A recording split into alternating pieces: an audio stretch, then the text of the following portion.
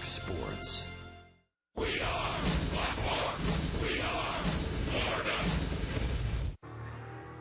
The Beltway is in baseball heaven. The Washington Nationals are National League East champs. Go ahead, let it out. You deserve it. Bring on the bubbly.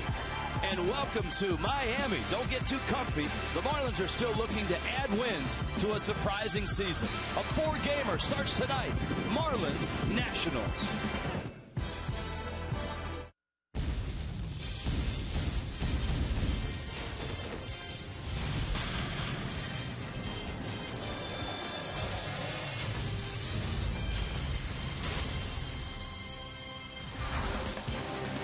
In Miami tonight, the Washington Nationals, yes, they are champions of the East and in town. First of a four-game series, first of 8 between these two teams. Final 11 games coming off the schedule. The Marlins, 74 wins. They're facing the Hialeah kid. Gio Gonzalez, Brad Hand gets the start for the fish, and everybody with well wishes for Giancarlo. Hi, everybody. Rich Waltz along with Tommy Hutton. You saw the celebration, Hut, for the Nationals. Well deserved. They ran away with the East. But for the Marlins, a win last night, 74 wins, a game and a half out of second place. These are meaningful games for Miami. Hey, without question, Rich, I'm going to look at it this way. Mike Redmond can't. He has to look at each game individually. I'm going to look at it this way. The Marlins go 7-4. The final 11 games of the season, they'll finish at 500. Matt Williams, the skipper of the Nationals, is trying to figure out which starters to use into the postseason. I don't know that he has that decision made. The matchup tonight, if you like lefties tonight, that's on the menu tonight.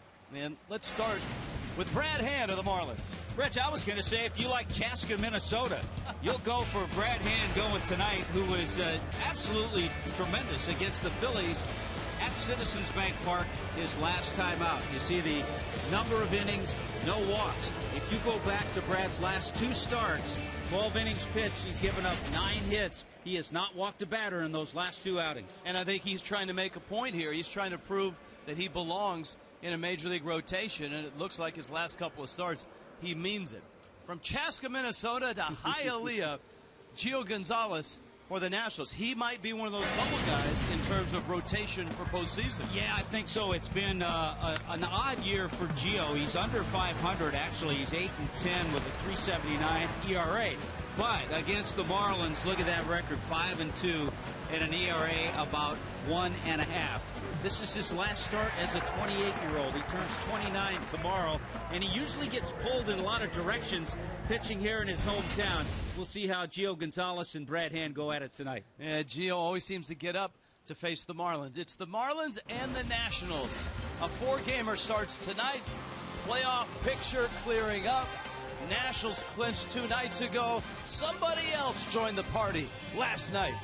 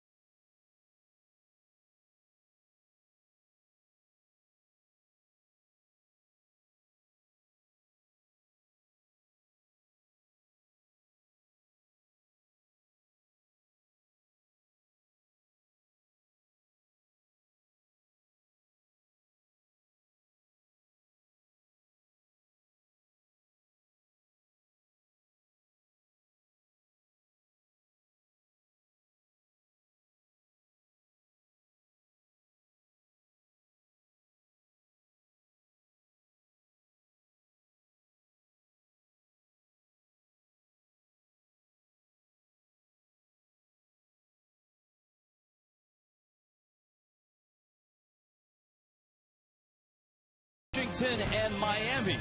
Start a 4-gamer tonight. We start in center field. Craig Minervini, Jeff Conine. All right, thank you very much, Rich, and good evening again, everybody. The Washington Nationals earlier this week, big night for them Tuesday night in Atlanta. To make it worse for the Braves, they had to watch the Nationals clinch on their turf, and they are NL East champs. Now, there's a lot of time left. They got a lead that, forget about the NL East, still something to play for with home field. Yeah, they've clinched, and it's still 11 games to go, so that question comes into play. Are they going to coast into that postseason? I only played on 2 postseasons teams. We're wild card teams, and we had to fight to the very end. And I thought that we were hot going into the playoffs. It'll be interesting to see how they are going into the playoffs. Well, Mike Redmond knows that you don't want to coast going in, but it can be a tricky thing to deal with as a ball club. The worst thing you can do as a playoff team is lose that momentum that you have going. So it's not like just because you clinch a playoff spot, you just shut it down. There's still a ton to play for, so these guys are going to come out ready to play. I know that, and we got to answer the bell. All right, so with a week and a half to go, here's our Chase playoff update, so you can. The NL playoff update, well, as we mentioned, there's 3 champs already have locked it up around baseball, with St. Louis with a tremendous finish so far. They've got a 2.5-game lead, so that's still up for grabs, with Pittsburgh playing much better. St. Louis does it once again, and then you look at the wild card. San Francisco got a pretty good lead right now with 2.5 games. Pittsburgh's been playing excellent baseball. Milwaukee has really taken a tumble. They're at the top of that Central Division for the longest time, and now they're 2.5 games back of the second wild card spot. They do play Pittsburgh 3 games. It starts tomorrow. They still got to deal with St. Louis. The Cardinals have been crushing the Brewers, and that's tonight. So one more with the Brewers, and then they'll play the Cardinals, and then they got the Pittsburgh Pirates. And last night, punching their ticket, the Angels, who have the best record of baseball, and if you haven't been paying attention, their lead is 11.5 games over the Oakland A's. Crumbling Oakland A's. They're a juggernaut right now. I heard that over the last 35 games, the Oakland A's have the worst record in all of baseball. Oh. And you've seen that. They've tumbled out of that or American League East or American League West top spot, and they're struggling to get a wild card spot. They're right hanging now. in. Seattle hasn't played great either. Otherwise, they would right now be in the spot, but they're only 2 out in the loss column. So still something to play for there. But it's becoming a wild card story this year, with most of the division matchups locked up. Not Detroit, not St. Louis just yet. L.A. with a slight edge on the Giants. Got baseball coming up, game 1 of 4. Gio and the Fish.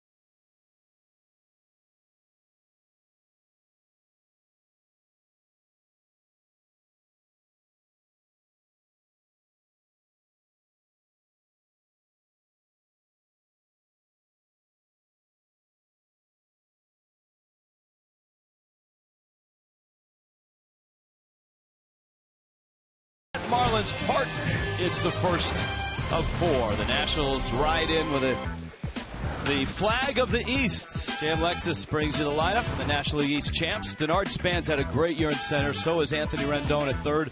Jason Worth always seems to hurt the fish. Wilson Ramos is hitting cleanup. Ian Desmond, the Sarasota product, at short. Bryce Harper's in left. Asdrubal Cabrera, a nice pickup for the Nationals. Kevin Franzen's at first, and Gio Gonzalez is slotted ninth. Brad Hand, last 2 starts, very good. He would like to continue with that consistency. He'd also like to beat the Nationals for the first time in his career. Pitch Bay's first pitch is a strike, so says Alfonso Marquez. And away we go in Miami.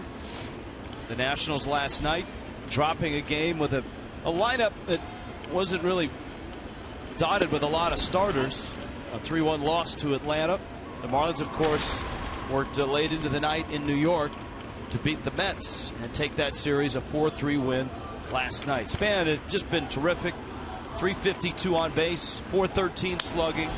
And Tommy, I think the way he handled the whole Bryce Harper coming back and stating publicly that the Nationals' best lineup would be to have Harper in center, Ryan Zimmerman in left, and pointedly left Span out of that conversation. Span handled it terrifically. I think the ball club handled it well. Matt Williams and Mike Rizzo. All Denard Span did was just go out there and put together some career numbers. Breaking ball, rolls it on the ground. Jeff Baker picks it up. Steps on the bag.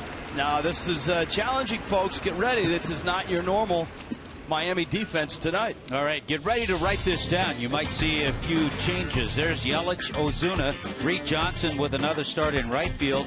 Kike Hernandez starting at third base tonight. Echeverria and Solano up the middle.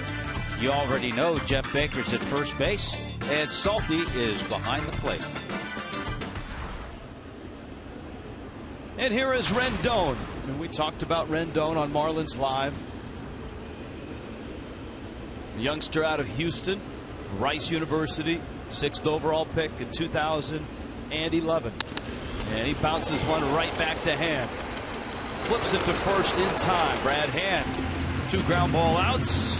And up comes Jason Worth. So much about Brad Hand is fastball command and a little defense to help himself. He picks that ball on one hop.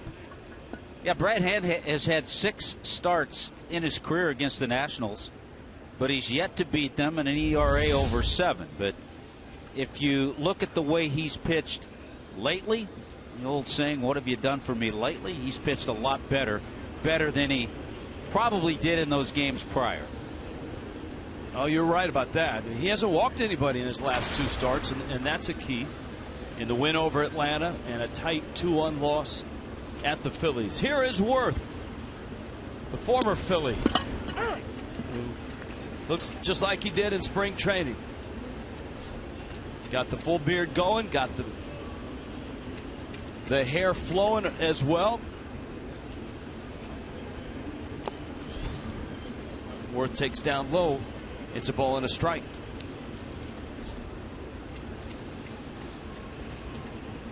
Another terrific year for Jason Worth, slugging at .532. That's 3rd in the National League. There's a strike. Well, he has been solid all around. He's hitting .336 with runners in scoring position. And a guy, too, who could be considered their team MVP.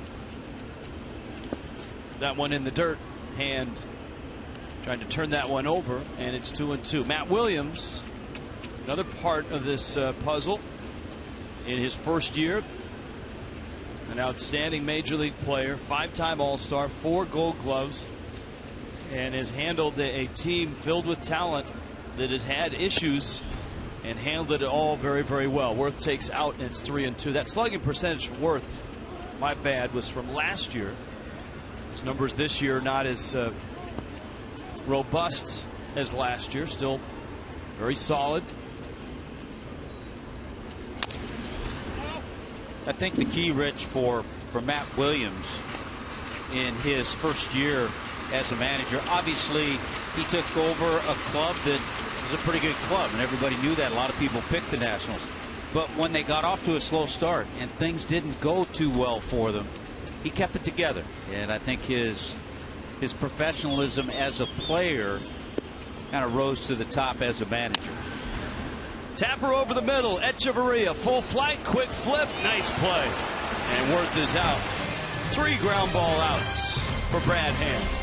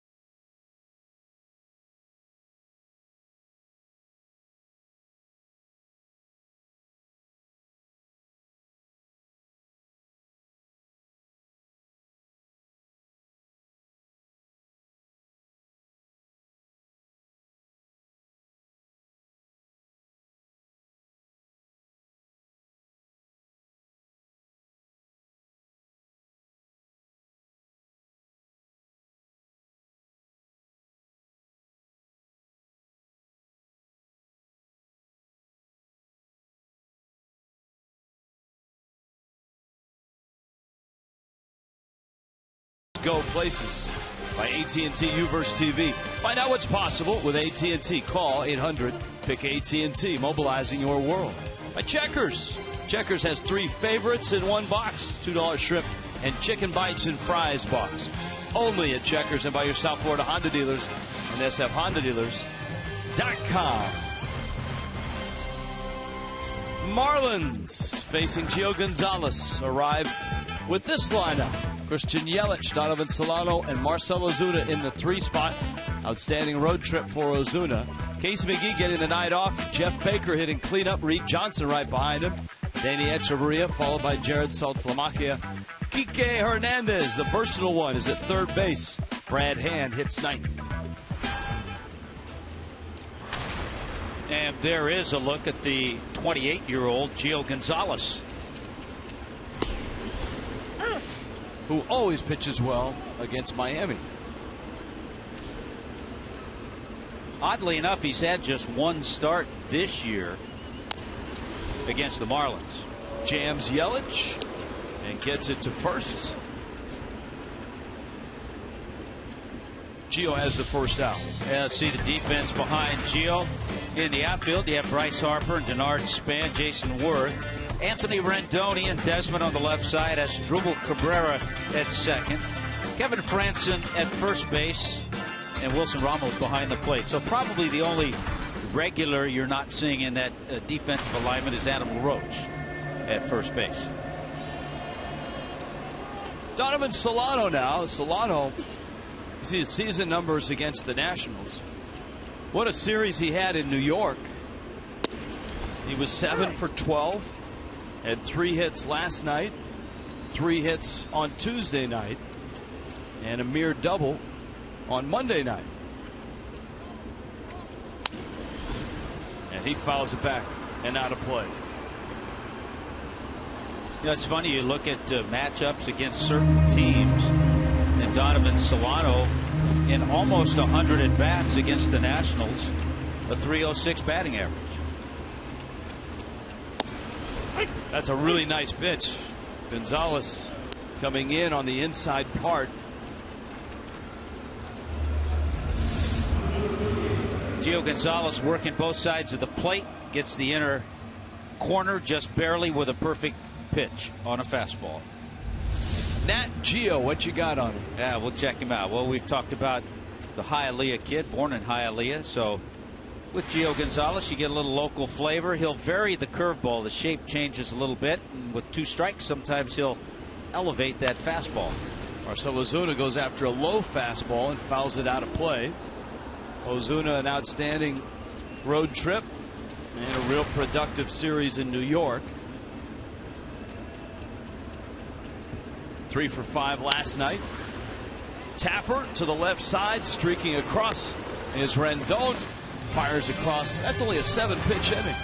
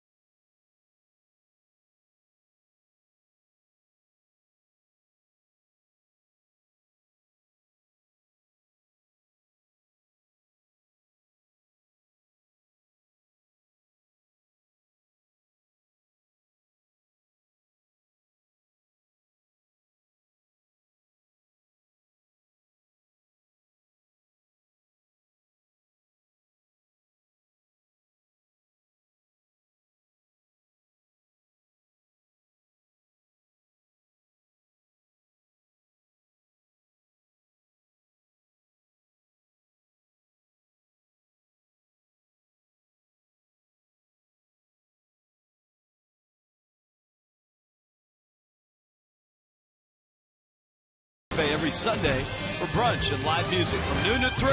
$13.95 a person. Must be over 21 to dine. Flamingos, Tommy Hutton. Nice touch. Chaska, Minnesota against Hialeah, Florida. That's the matchup here. And Brad Hand got the first 3 outs quickly. He'll get Wilson Ramos, Ian Desmond, and Bryce Harper for the Nationals in the second. Ramos behind the plate and in the cleanup spot. Adam LaRoche getting a night off. Matt Williams balancing, keeping his team sharp, and as Tommy pointed out, keeping the edge, and as well giving guys that are banged up, beat up, whether it's a starting pitcher that you move back a day or 2 or a position player that you give an extra day or 2 off to rest up. It's always a tricky balance.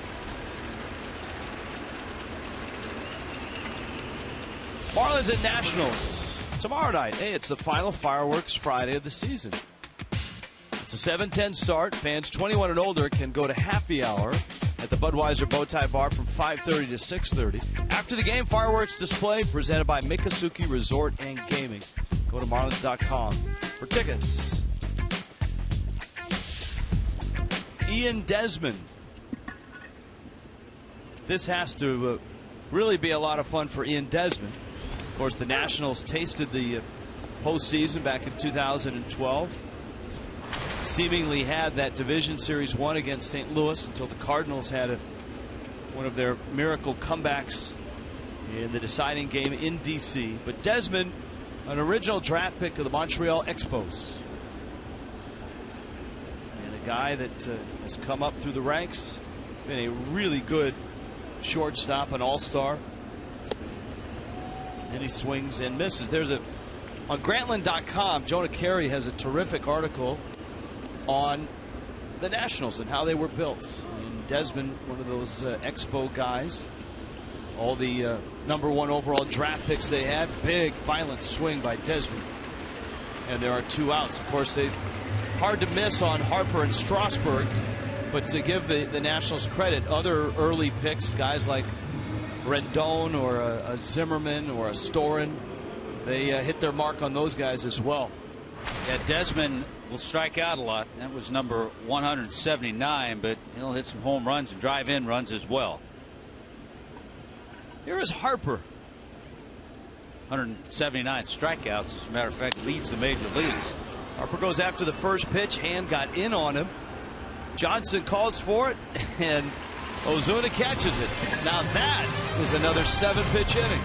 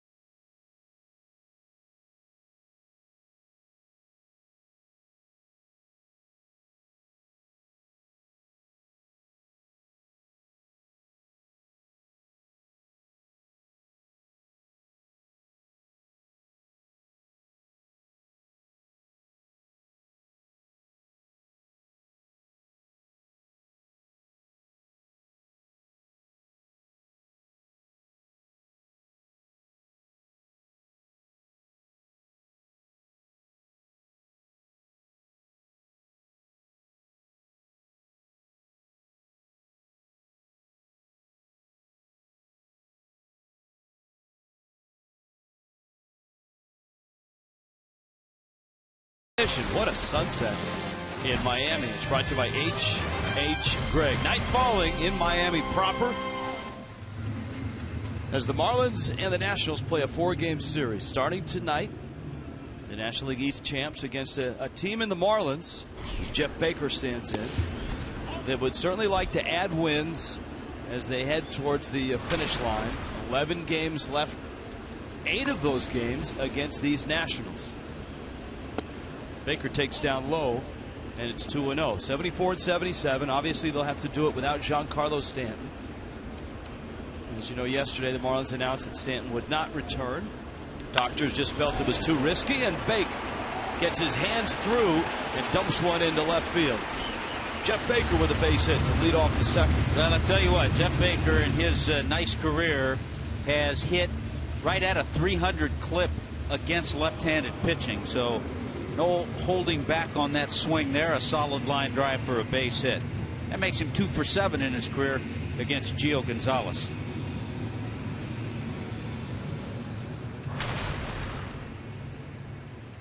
Reed Johnson now. The Marlins this year have hit and performed quite well against lefty starters.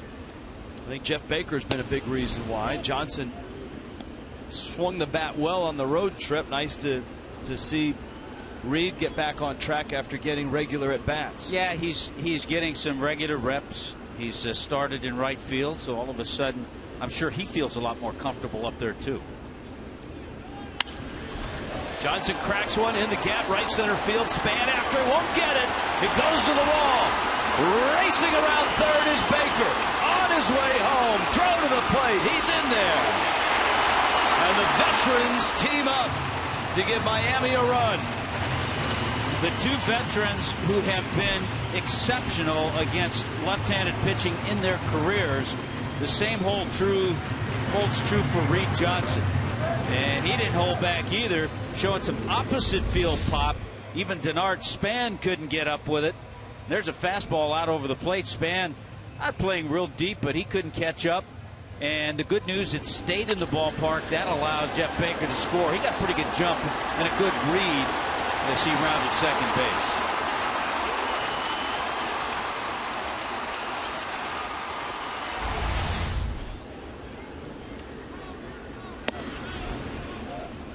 So a 1-0 start for Miami. A Danny Echeverria. Then you've got Jared Saltalamacchia. Gio Gonzalez has fallen behind Echeverria.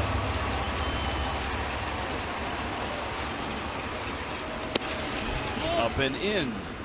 Well, you know, Etch is thinking about the other way, and Gio Gonzalez knowing that, trying to pound him in with hard stuff. Echeverria 3 for 7 in the Mets series. Took a night off with a sore left shoulder.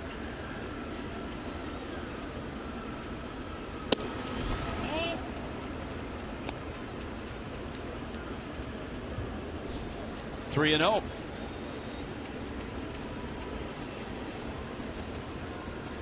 It's interesting when you look at the numbers this year for Gio Gonzalez, who did spend a little time on the disabled list, but he has not fared well within his division. Against the National League East, Gio is 3-7 with a 4.55 ERA. That's 11 starts. I think you pointed out the key earlier. He hadn't faced the Marlins all that much this year. Traditionally very good against the Fish. An ERA of a run and a half in 7 starts.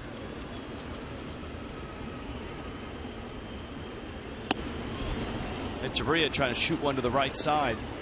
They count now 3-2. But Gio Gonzalez 0-2 against Atlanta, 1-3 this year against the Mets.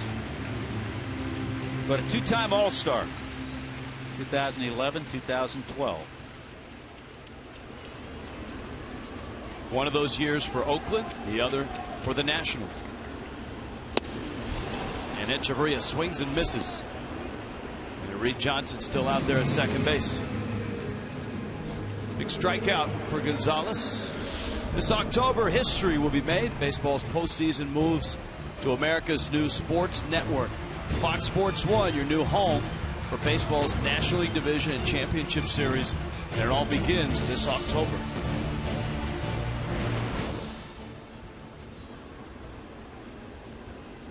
Now Saltalamacchia. You've got Kike Hernandez on deck.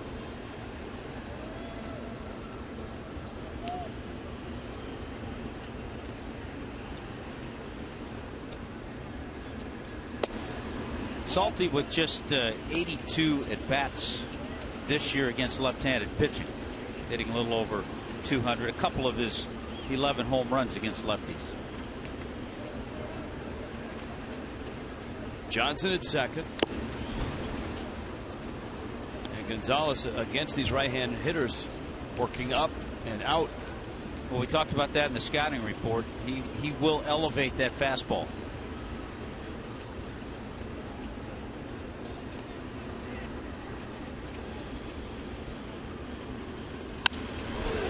To center, Span goes back. Johnson tags. Span with a good throw to third. And here comes Kike Hernandez. This copyright telecast presented by the authority of the Marlins may not be reproduced or retransmitted in any form. Accounts and descriptions of this game may not be disseminated without the express written consent of the Marlins.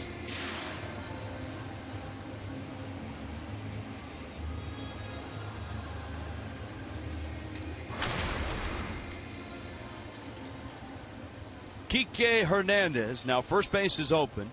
Brad Hand is on deck. That certainly will play into how Gio Gonzalez pitches to Hernandez. Well, this is always why that number 8 spot is a tough spot to hit it.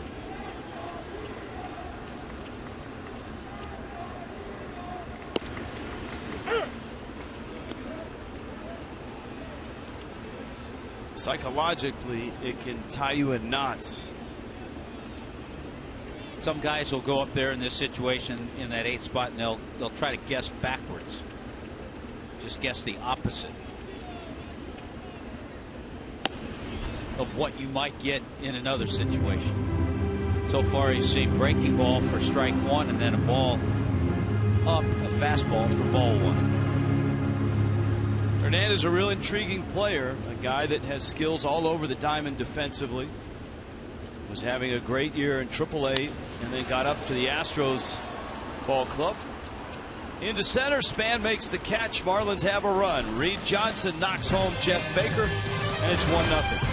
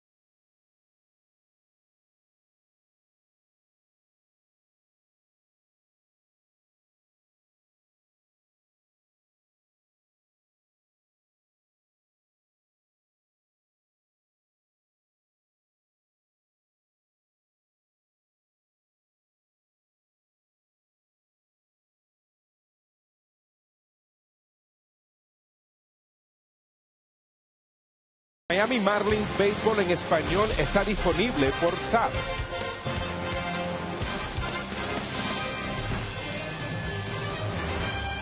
In Miami, Marlins a 1-0 lead. Let's check in with Craig Minervini.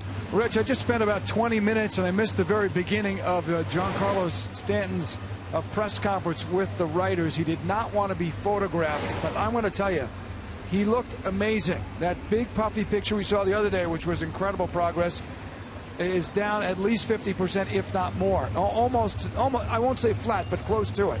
Puffiness, little black eye here.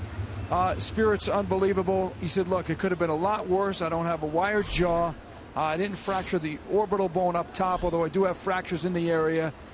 He said he was just blessed that he felt so good about what happened to him and the warmth he's got from the teammates, the response from the Marlins, seeing that jersey. He told me, seeing that 27 up there, he said he's seen it in other teams before, but when it's your name, how much that meant from his teammates. And just amazing. He also said, just a few missing teeth, I'll take that. Overall, he told us 5 teeth were affected by this. 1 completely knocked out, and the others chipped and so on. So a lot of dental work to go. At some point, he will come on camera.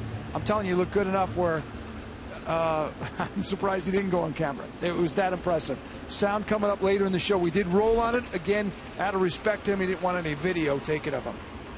Ask me anything you want. It's amazing how he's doing. He's, going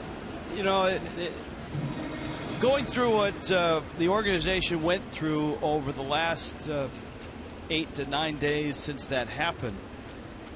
You really got a sense of what Stanton meant off the field. Everybody knows what he means on the field. But being around the organization, seeing the reaction of players, executives, front office people, manager, coaches, you see what Stanton meant off the field. You got a real sense of team. And that has been really wonderful to see. And you also feel with the way he's responded and the things that Craig was talking about that he said even today, and even the things that Stanton said at the hospital the first night, you have the feeling that he's going to be just fine when he returns. And of course, as Craig reported the other night, the Marlins are going to try to get him some at-bats in instructional league just to get over the psychological hurdle as well. Solano makes the catch. Franzen is out. Brad Hand looks outstanding here tonight. Time now for the call to arms. Bring on the photos. The AT&T fan photo. Just hashtag your photo, FL fan photo. Make sure you tweet it, hashtag it. And the blue ribbon panel. After they figure out how to put Twitter back on my phone after I've got the new operating system will then vote on it, and they have succeeded. Tommy, it's popped up. I'm back in business. Well, that's good. That's good. That's why sometimes I hold back on those new operating systems. I just start to figure out the old one. Well, OS2 I know is a little creaky, but I think you like the new stuff. Gio Gonzalez up. Brad Hand has opened every hitter with a first pitch strike. See, my smartphone question to you though is, when the season ends, Rich, I'm getting a new phone. I'm going for a little upgrade, so I don't think on this one I need to bring in that new operating system. You're right. Okay, thanks. Great pitch by Brad Hand. Great start by Brad Hand. Outstanding. And a 1-0 Miami lead.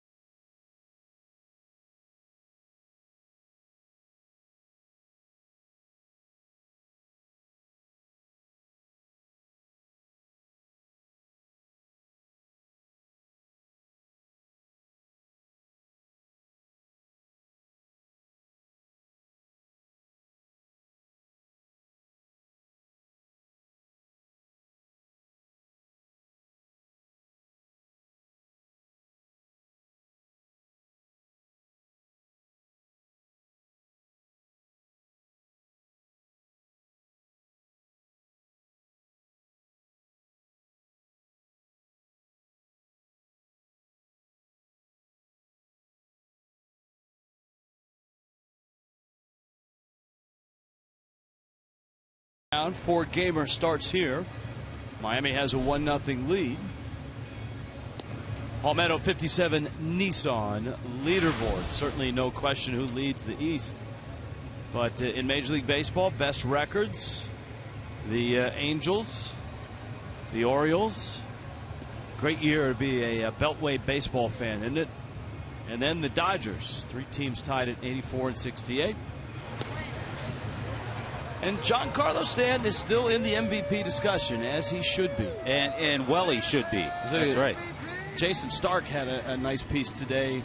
Just kind of. That's what you like seeing, some current things being written. Right, and he kind of went through, okay, if I vote for Kershaw, here are the pluses and minuses. If I vote for Stanton, here are the pluses and minuses. And if I vote for McCutchen, here are the pluses and minuses. Brad Hand takes a strike. Christian Yelich, Donovan Solano also facing Gio Gonzalez. A couple strikeouts for Gonzalez, but 2 veteran right-handed bats got to him. Jeff Baker, a line drive single to left, and Reed Johnson blasted one in the gap in right center up against the wall for an RBI double, and that's how the Marlins have a 1-0 lead. Hand dribbles one out to Asdrubal Cabrera. One out. Here comes Yelich. And the final Saturday Spectacular is coming up as well. Hispanic Heritage Nights presented by Outback. After the game, fans 21 and older can enjoy a party at the Clevelander. Live performance from Afro-Cuban funk band Palo. And that's presented by Lipton Brisk. Go to Marlins.com.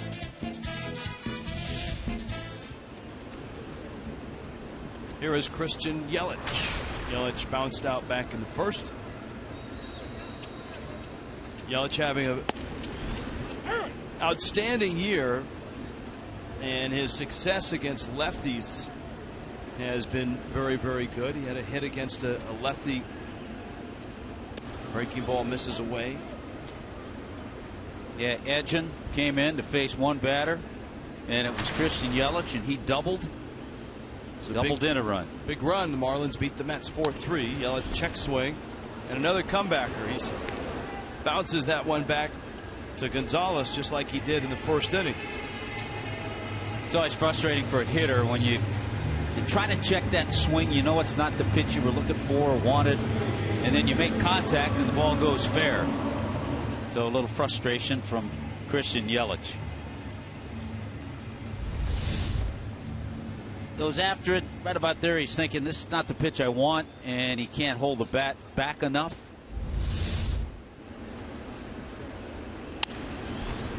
Solano gets jammed, and that's a nice tidy 7-pitch inning. I think that's the third 7-pitch inning we've had already in this ballgame.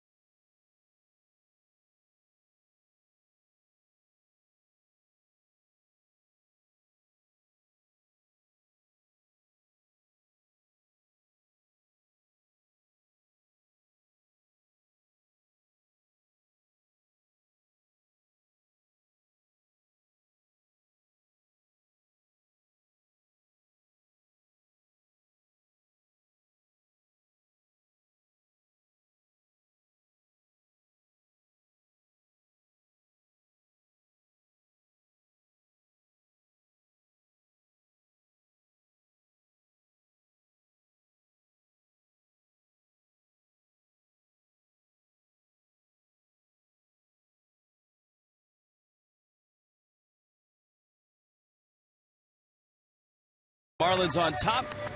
Geico quote, Gecko arrives. Looking very comfortable tonight on the clubhouse demeanor. We're going to keep playing as hard as we can until they tell us we're out of it.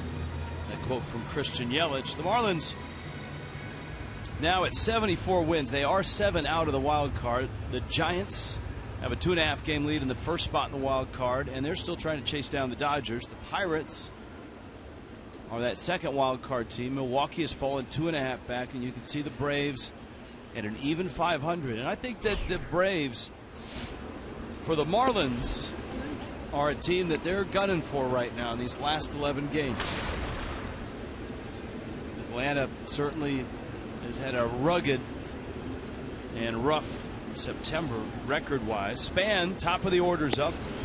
And Hand, who's looked sharp tonight, goes 1-1. Well, you have a team such as the Braves, over 90 wins last couple of years. If the Marlins could fare as well as them, catch Atlanta for being a team that lost 100 games last year, that's quite a feat. Span fouls it back. Denard Span bounced out back in the first. If you're just joining us, it's lefties here tonight. Brad Hand, who has had 2 really nice starts back to back, is I think trying to make a statement that he belongs in a major league rotation. And then Gio Gonzalez, who's been a big piece over the last 3 seasons for the Nationals and always pitches well against his hometown team, but is actually pitching for only the 2nd time at Marlins Park. 1-2. I know the last couple of trips the Nationals were here, running into Gio in the hallway after games or before games. At times, because of friends, family, everybody here, at times he's almost okay with not starting games here. See where that pitch is. Pitch number 4. That fooled Alfonso Marquez, the home plate umpire. That was not a pitch on the corner. That had plenty of the plate. This is going to be a tough play. Hernandez, quick hands, got him. With span speed, Kike Hernandez had to be perfect, and he was. You know, we've seen Kike in right field. We've seen him make some nice plays, which he did in Philadelphia at second base. And tonight he's getting the start at third. Yeah, you know you can't do anything about that. You've got to wait till that ball comes down, and you know you have to make the transition quickly, and he got it there in plenty of time. Casey McGee getting the night off tonight. Here is Rendon now. If you were to poll the national players, broadcasters, front office as to who their most valuable player would be this year, I think Anthony Rendon might be the leader in the clubhouse, so to speak. And I think part of that is because of his ability to make the move from second base to third base. Yanks one into left field for a base hit. Not to mention his ability to swing the bat. 38 doubles this year. Second in baseball in runs scored. He leads the National League. He scored 108 runs. Mike Trout has one more run scored than Anthony Rendon. So the first hit that Brad Hand gives up is a single to Rendon. You've got Jason Worth, then Wilson Ramos.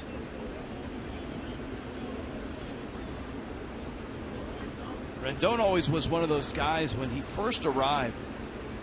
When you talk with advanced scouts, not guys from the Nationals organization, but scouts that had seen him in the minor leagues and had seen him in spring training, said, wait till you see this guy's swing. It's short, direct to the ball. Quickness was always a word that you heard in that conversation. Yes.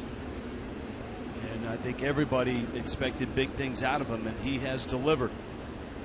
Worth bounced to short his first time up. Some good fastballs tonight from Brad Hand. And he's challenged hitters with that fastball. And when he's, as you pointed out, when he's got command of the fastball, then the curveball becomes devastating.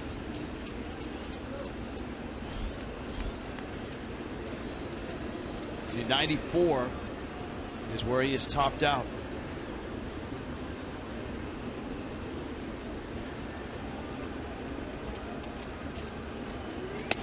I'll tell you another reason I think Brad Hand has had some good success the last couple of starts. Number one, he's gotten a little consistency. He's in the rotation because this year he's gone back and forth from the bullpen to the starting rotation. But you know what? You start reading about Andrew Heaney and Justin Nicolino, other left-handers in the organization, and maybe sometimes that lights a little fire. Who knows? He had that nice run in July, putting back-to-back wins on. August wasn't the best, but September has been very, very good. 1-2 coming. And Worth ties himself up, swings and misses. And there's that devastating curveball. Well, and you go back to, there's also setting that up with a couple of really good fastballs and then just burying that breaking ball back foot. See the grip on it and getting a real good hitter to chase it. Jason Worth, a good eye at the plate, always a high on base percentage, chased that pitch out of the zone. Look at Fox Tracks. You see where that pitch ended up. So Ramos is up. Rendon has 15 stolen bases and does a pretty good job of keeping runners close. A, he's left-handed. B, he's quick to the plate. Yeah, Brad Hand doesn't have that high leg kick when he delivers his pitch to the plate. South Florida Honda dealers, get you ready for Marlins and Nationals. Our Friday chat with Red. Denny Potvin is back as the analyst. He's going to be in the booth with us. He's back as the analyst of the Panthers. Runner goes, got him picked. Baker's throw ends up in left field. Rendon will stop right there. And it's a stolen base. Rendon's 16th of the season. Seen a lot of runners do that, and it's really in the hands of the first baseman when a runner goes on first movement. A little tougher for a right-handed throwing first baseman. Jeff Baker didn't have a whole lot of time to get a good angle, and did not make a good throw. Kind of sailed over the head of Rendon and also Solano. Not a throwing error, but a stolen base. And Ramos with a 1-0 count. The Nationals have a runner in scoring position, their first of the night. Hand retired the first 10 he faced.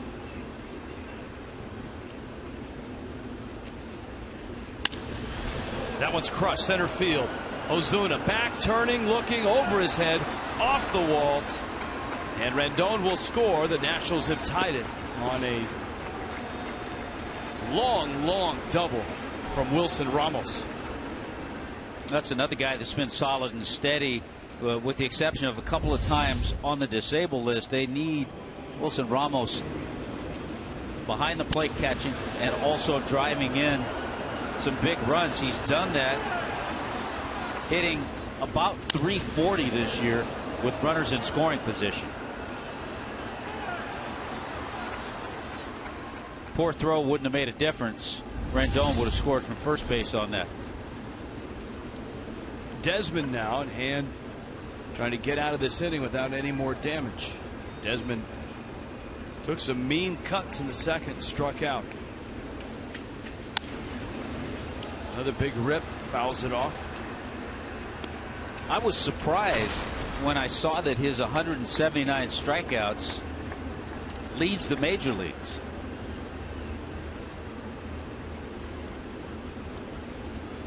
.24 doubles, 23 homers, 22 stolen bases. I think you live with the strikeouts if you're going to get that production out of your shortstop. Certainly Desmond probably tell you he'd like to cut down on that. What's the old baseball adage? If you hit as many home runs as you make errors, it's okay. And he's had trouble in the field. He's a guy that had been improving as a shortstop, numbers wise, year by year, but has taken a step back this year. And he has 23 errors to go with those 23 homers. Now he would tell you he's disappointed in the error total, as he works at it.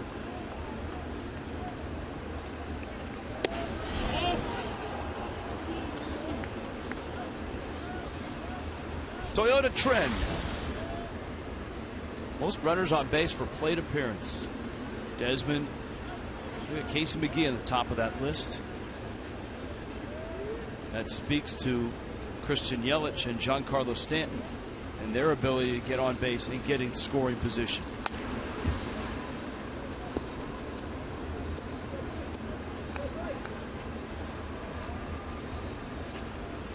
Count 1-2.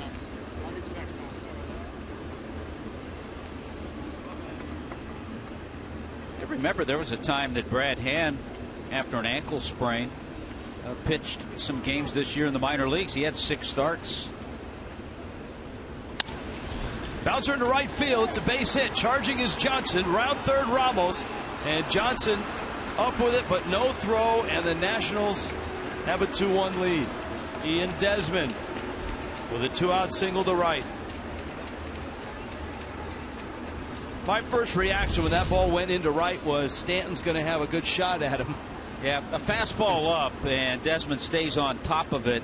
And you're right, it was shallow enough there with just a little bobble there. Reed Johnson was thinking about coming to the plate mainly because Ramos was the runner.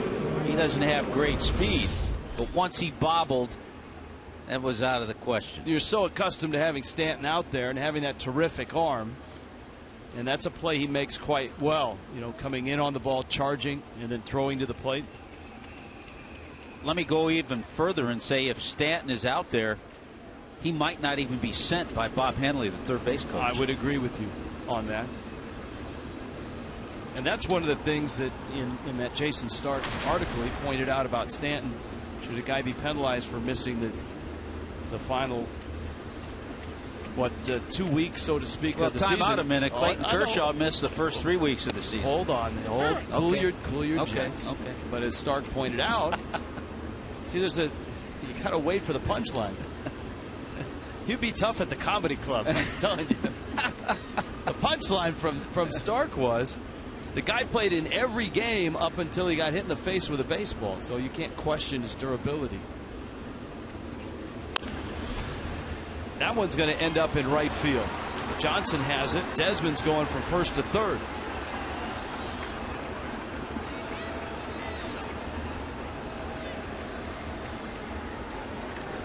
So Bryce Harper and the Nationals have 4 hits in the inning. And coming into the inning, they had no hits.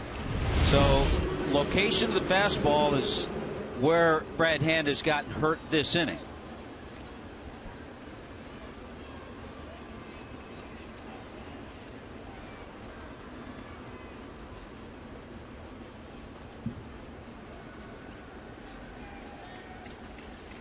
For whatever reason, Jeff Baker is not holding Bryce Harper at first base right now. But now he is. I think he just forgot. There's runners at first and third. He may not have realized Desmond went to third. He may have thought runners were at first and second. It's Dribble Cabrera now. Cabrera, a guy that has had success with the bat in his career. 2-time All-Star, Silver Slugger Award winner. Had a 25 homer, 92 RBI season with Cleveland in 2011. In 97 games with the Indians this year before coming to the Nationals.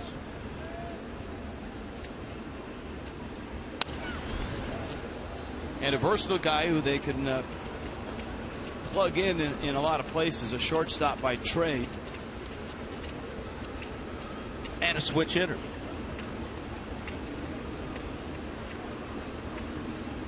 And a really bad trade by Seattle. And even Eduardo Perez will admit to that. He always does. Yes, because Eduardo went from the Indians to Seattle, and Cleveland got a young shortstop that not a lot of people had heard about. And Cabrera has been a really nice player since. Eduardo has taken his career now to another level. Oh, he's terrific. We love him. He was a very good hitting coach for the Marlins. And does a fine job on ESPN.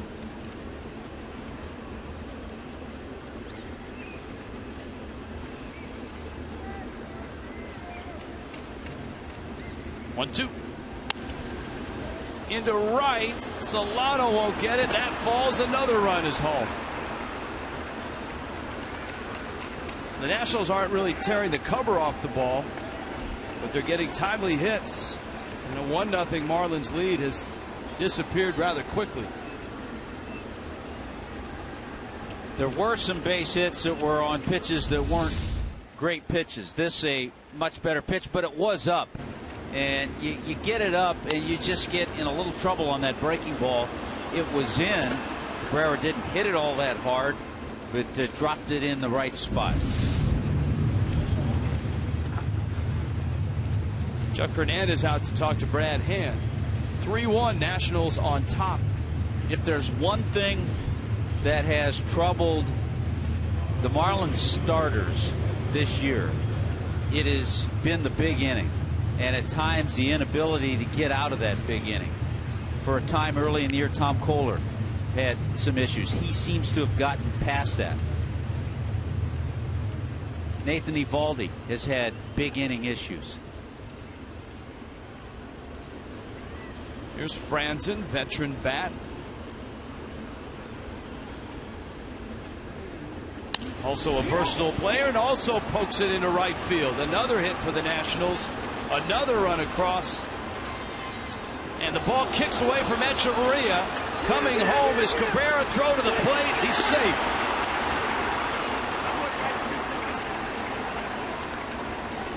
It's 5-1 Washington, and the Marlins staggered here in the fourth.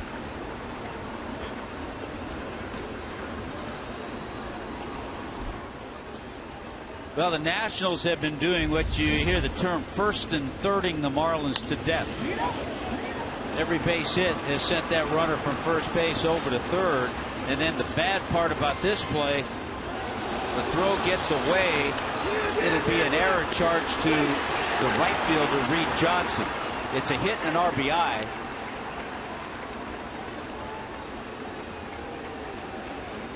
And Cabrera with pretty good slide just to get the plate.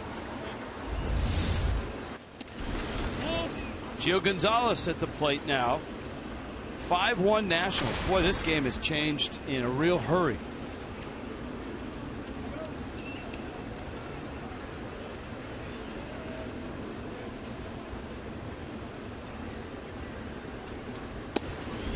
Gonzalez takes a strike. Marlins hoping to get good news out of Los Angeles.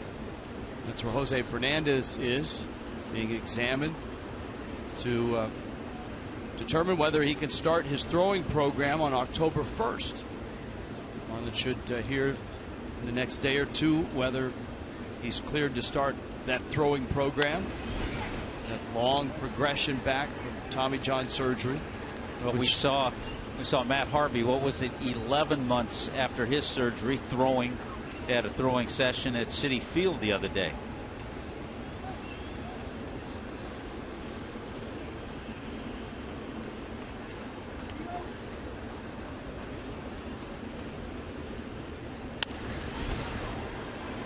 Pop-up. Solano is there. 9 men come to the plate. 5 of them score, and the Nationals have a 5-1 lead.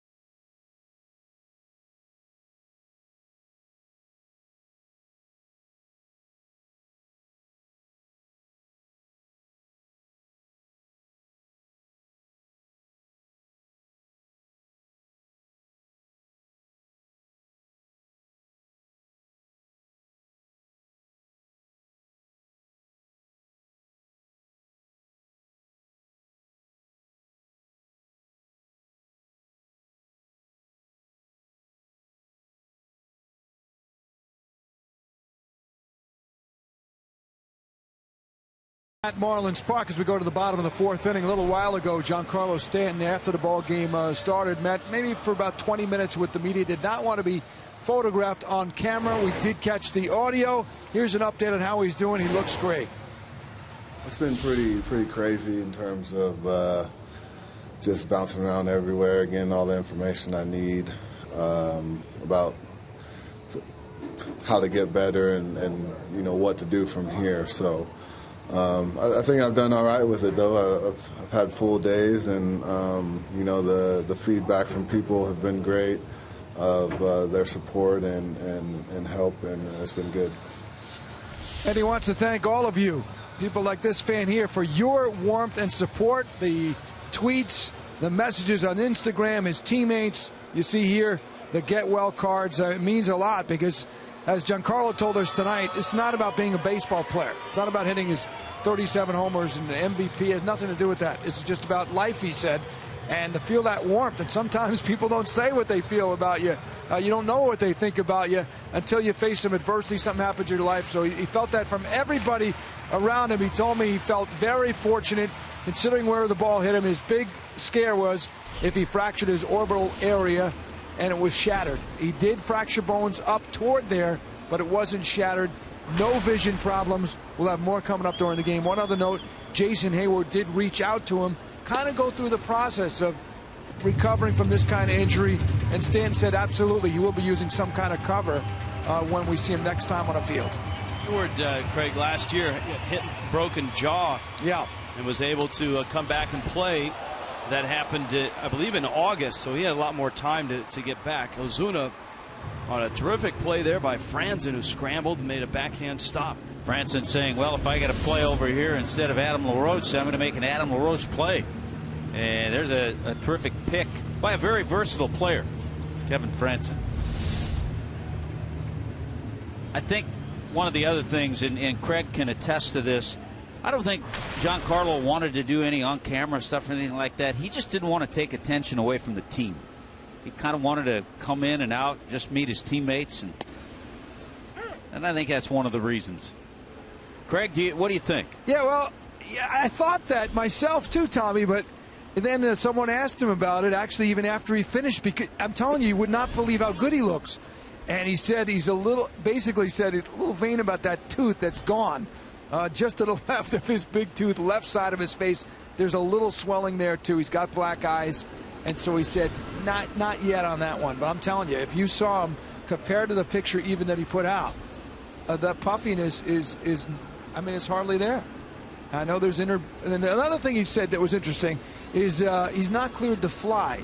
There's a lot of blood still on the behind his sinuses, much of it on the opposite side of his face where he got hit, and because commercial flights cannot regulate the altitude as a private plane can. That's why right now he's not quite sure he's cleared to fly. I'll have another CAT scan done. But I'm telling you guys, he looked amazing. He sounded very good. And considering it happened just last Thursday, unbelievable. I wish we could show it to you. Jeff Baker's on his way to second. I think it's a foul ball, and I think Baker's going to have to come back. You know, it's funny. I watched both umpires until it gets to the bag. It's the home plate umpire's call, but Alfonso Marquez actually waited for Paul Schreiber, the third base umpire, to make the call, and he made it first. Well, here's a look right down the line. Rendon approaching, and it was clearly foul. But once Rendon threw it in the seats, then that drew everybody's attention away. You can see the umpires calling it right away. Yeah, they're kind of looking at each other. And it was Paul Schreiber at third base who actually made the call.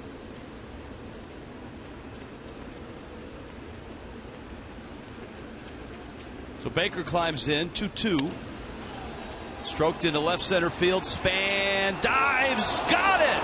Whoa. Tumbling catch. Denard Span robbing Jeff Baker of extra bases. He's the kind of guy who can patrol a lot of ground here at Marlins Park.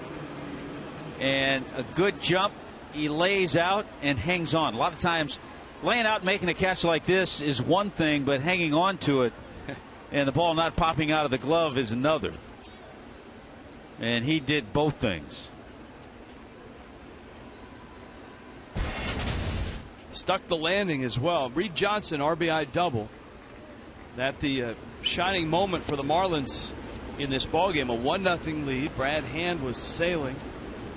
And then the Nationals put 5 on the board in the top of this inning and have a 5-1 lead. Change up that first pitch. It's a pitch that Gio Gonzalez will mix in occasionally.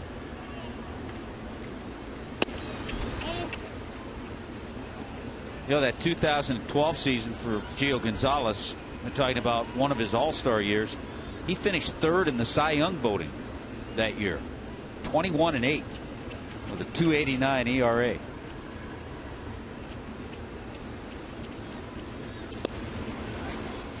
Monsignor Pace High School, and was the apple of a few organizations' eye. The White Sox, the Phillies, and the Athletics, all acquiring him as a prospect on his way up in the minor leagues. Reed Johnson strikes out, and Gio Gonzalez is sitting on a 5-1 lead.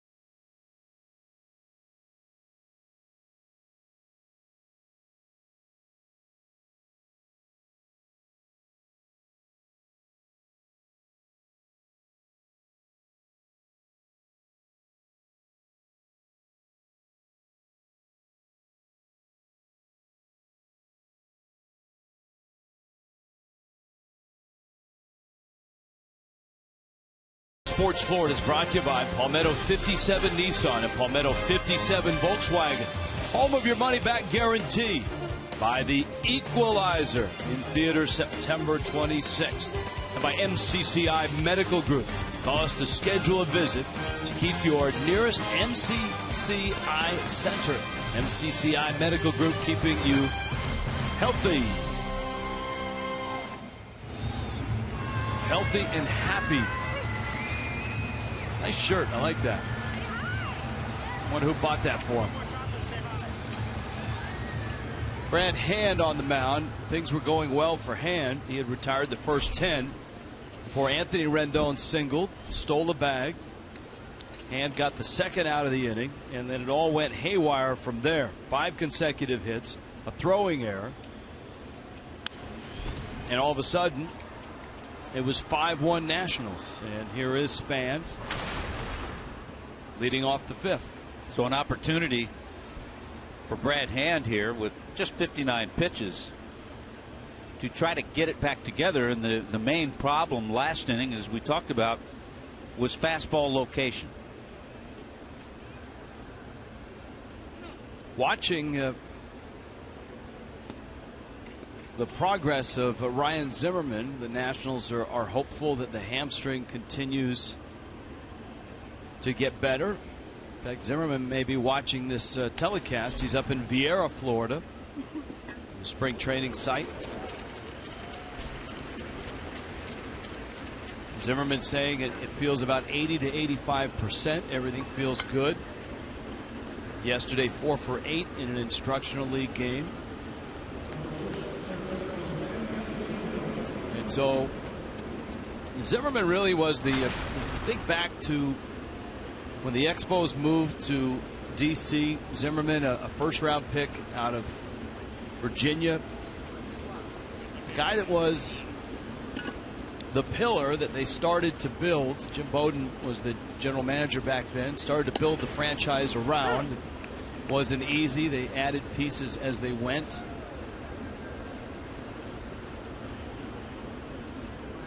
Bryce Harper, one of those pieces. Steven Strasburg, Jordan Zimmerman. Desmond, of course, was an Expo draft pick. We talked about him coming up through the ranks. They spent the money on Worth, and that was a big investment. And a lot of people criticized the Nationals for giving Worth that type of money. But the explanation was they wanted somebody alongside of Zimmerman to build the team around. And they liked his demeanor. They liked his veteran presence and his experience as a winner in the postseason with the Phillies. Real nice conversation with Mike Rizzo, general manager, president of baseball ops for the Nationals, talking about Ryan Zimmerman. And you're right, he is up there in Vieira, getting at bats. And when he's ready, and it could be this weekend, we don't know, when he's ready, they'll bring him to the club and they'll get him some starts, be it at first base, maybe at third, maybe in left.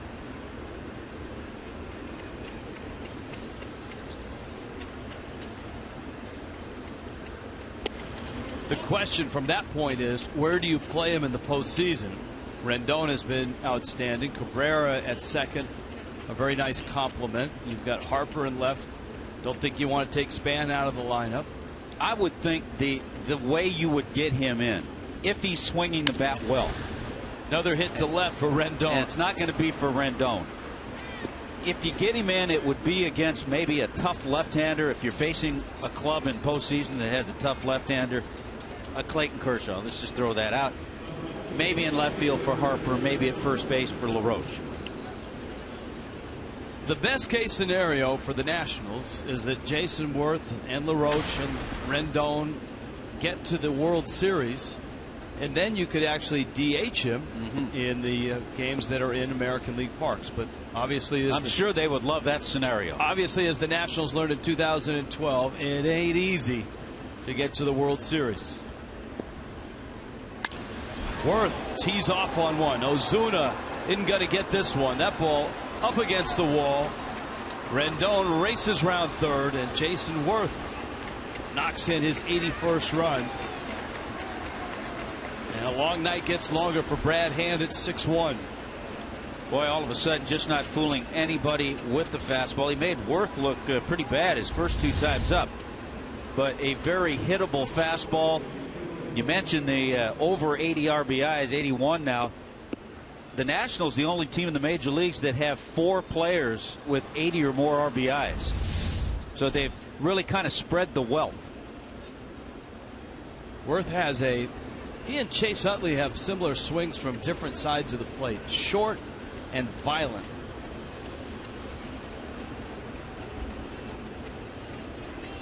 Ramos. By the way, we always like to show youngsters how big leaguers do it. Watch Rendon. Right there. Right there. He checks the third base coach. He checks on Bob Henley. You want me to go? He was waving him in. That's why he's there.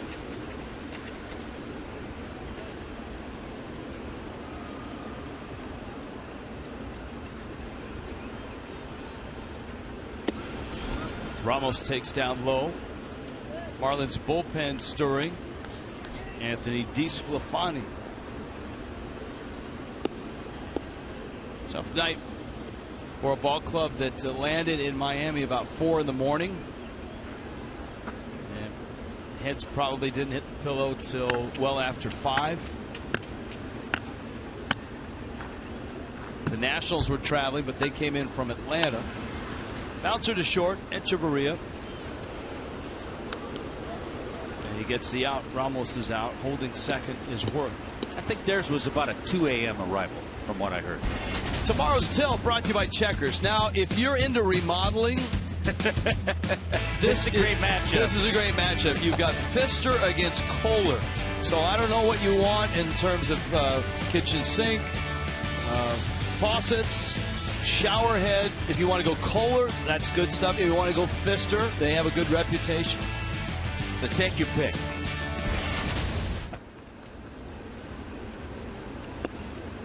They should give out tool belts tomorrow night. First 10,000 That would be a fans. good matchup for the tool race. That's true. We need the bucket tomorrow night. Somebody get on the horn and see if the bucket can fly down. Let's do it. Let's do this. Well, the first question would be, where are the Braves tomorrow night? Are they at home or are they on the road? I think if Dan Jennings got on the phone and called Frank Wren right now, try to make a deal for the bucket. They might maybe a minor league bat for the bucket. Braves are at home tomorrow night against the Mets. So the Pfister-Kohler matchup, not enough to lure him to South Florida. He loves us, though. Well, and you'd have to throw in a tool to be named later. Probably you or me. We better stop going down that road. Here's a 2-1. And Desmond does not get cheated. He really spins on that back foot. It's 2-2. Well, we've talked about his season, another one of their players with over 80 RBIs. He's closing in on 90. But he's also put together his 3rd straight 2020 season. 20 or more home runs, 20 or more stolen bases. Soft pop, and Echeverria straightens up, makes the catch. Another run for the Nationals halfway through. It is 6-1.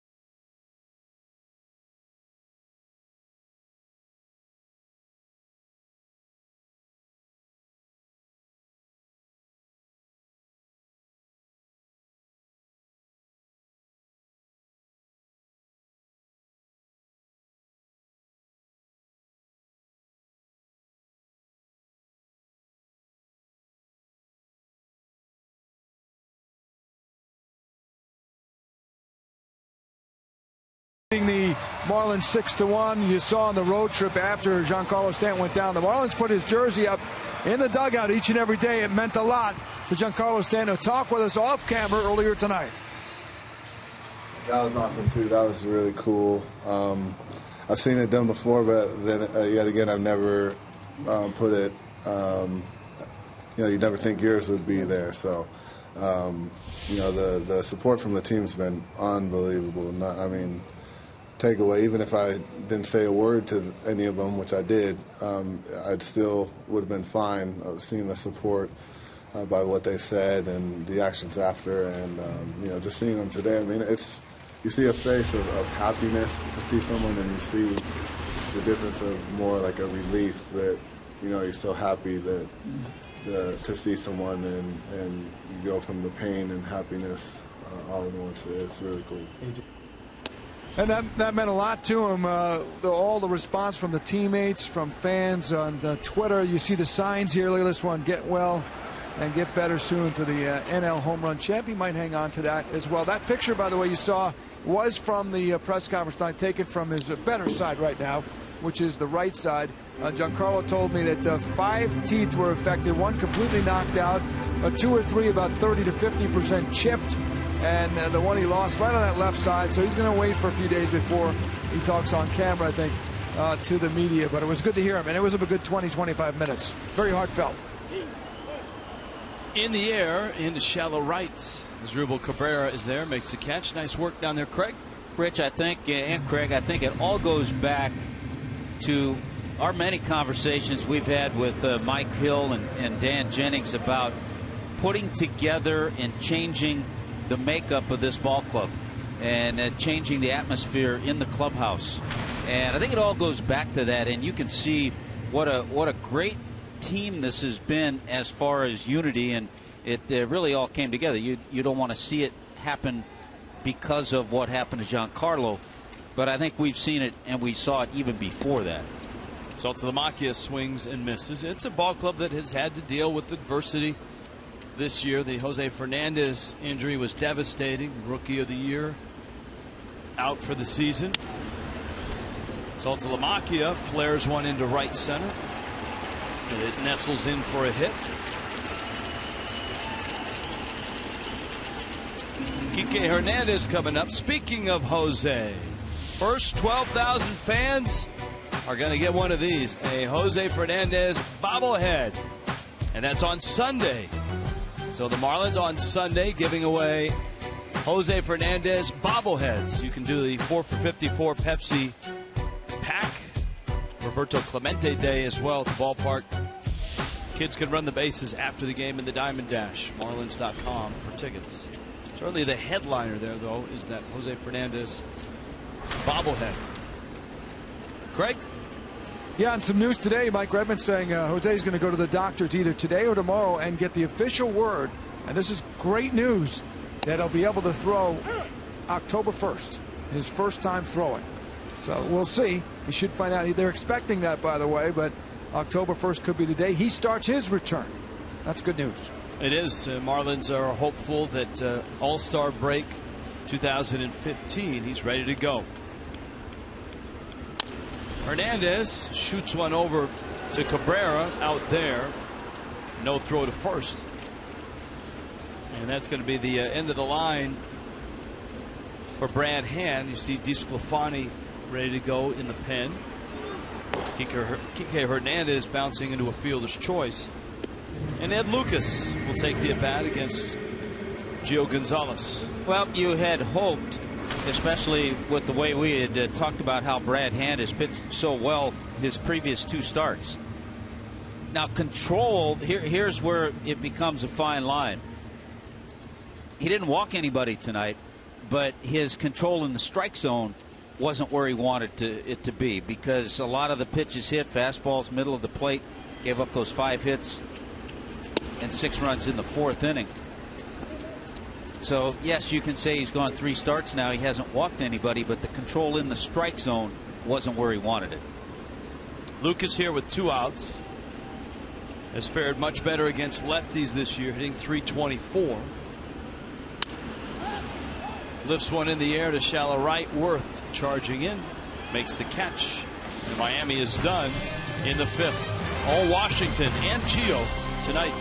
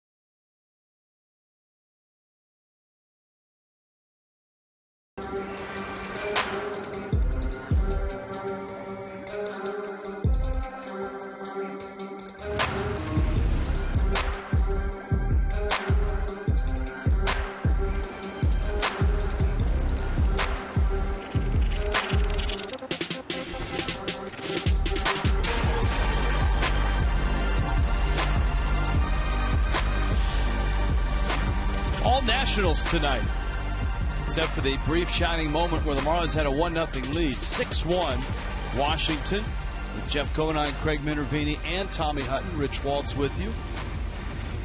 Anthony DeSclafani finishing his warm-up tosses, and the former Florida Gator take over for Brad Hand and pitch the 6th against Bryce Harper, Asdrubal Cabrera, and Kevin Franzen. Been kind of a well-traveled year for DeSclafani this year. He spent time in Jacksonville. He spent some time early in the year with the Marlins. Remember, made his major league debut at Dodger Stadium. Won that game. Got a base hit and a couple of RBIs. And then he continued on with New Orleans in AAA. The Hopper. 1 for 2. He's popped out. Bryce Harper singled back in the 4th.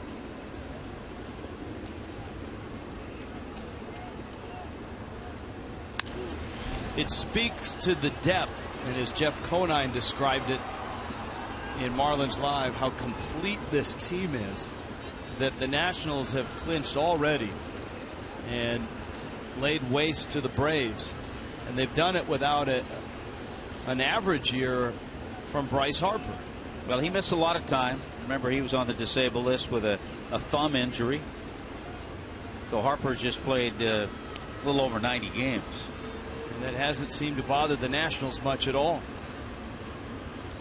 Well, remember, there was a time they plugged in Ryan Zimmerman, who was playing in left field. Harper knocks that one into right. Leadoff single in the 6th. Saturday, Major League Baseball returns to Fox. Tigers and Royals. How about the Royals taking over the #1 wild card spot in the American League today with Oakland's loss to Texas? Then over to Fox Sports 1, Cardinals and Reds. Cardinals leading the Central. It all starts at 12:30 Eastern on Fox, 7 Eastern on Fox Sports 1, streaming live on Fox Sports Go. Well, plus the Royals just a half game behind Detroit in the division. And it looks like both teams are idle. Tonight, I believe they start a weekend series. Detroit and Kansas City. In Kansas City. In Kansas City. Giants are the first wild card team in the National League. Of course, San Francisco on the tail of the Dodgers. 2 back of Los Angeles. This weekend, the Giants are in San Diego. And the Dodgers are at Wrigley Field to take on the Cubs. And that's where the Dodgers are tonight. The Cubs have a 2-0 lead in the top of the second.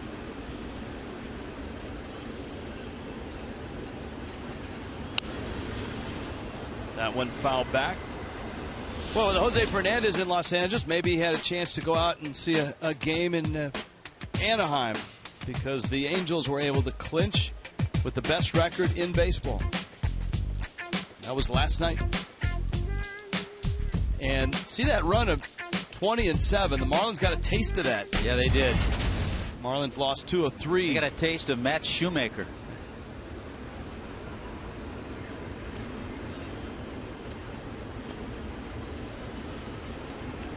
And then Oakland, they've gone in the other direction. Without a doubt. They've dropped, I believe, 15 of their last 20. And many people point to the trade that extracted Yoenis Cespedes from the middle of that lineup.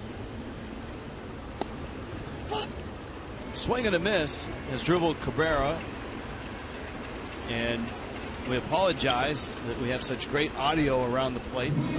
But occasionally, along with great back crack, catchers, glove pop, umpires ringing up. Jim Joyce. That occasionally we get what we got there. So we apologize. Something Jonathan Papelbon is yet to do. Holy cow, how about that? How can he just keep saying, look, I was just adjusting myself. I don't know what you guys are talking about, but I will accept this 7-game suspension and look forward to helping my team when I come back. You know what'll be interesting? They're on a long road trip, but they finished the season at home. Absolutely. We talked about that last night. And you know that Ryan Sandberg is going to run him out there. Oh, yeah.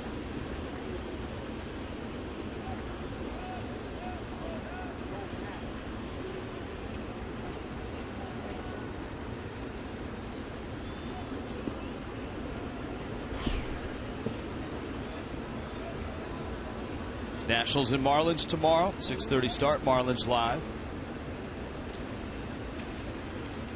Franzen, an RBI single in the 4th at the big inning for the Nationals. 5 runs in that 4th. Runner bluffs. Franzen pounds it foul. Cardinals and Milwaukee. That certainly is a game of interest tonight. It's scoreless in the 3rd, with Milwaukee 2.5 behind Pittsburgh in the wild card. Pittsburgh a 2-1 lead over Boston in the 5th. But more importantly, in that matchup, the Cardinals lead in the Central is 2.5 over the Pirates. The Cardinals trying to push the not only the Brewers down, but also distance themselves from the Bucks. Well, the Cardinals, and it's certainly something we've seen over the last few years, have that dominating big horse, the ace, Adam Wainwright. Last night, a complete game in beating Milwaukee. 19 wins, 19-9. And he beat Mike Fiers, who pitched very well himself.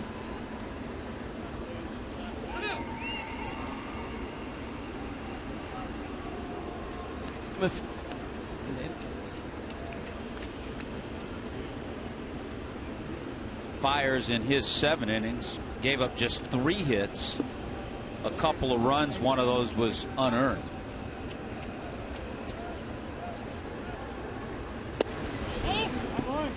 One, 2 is in.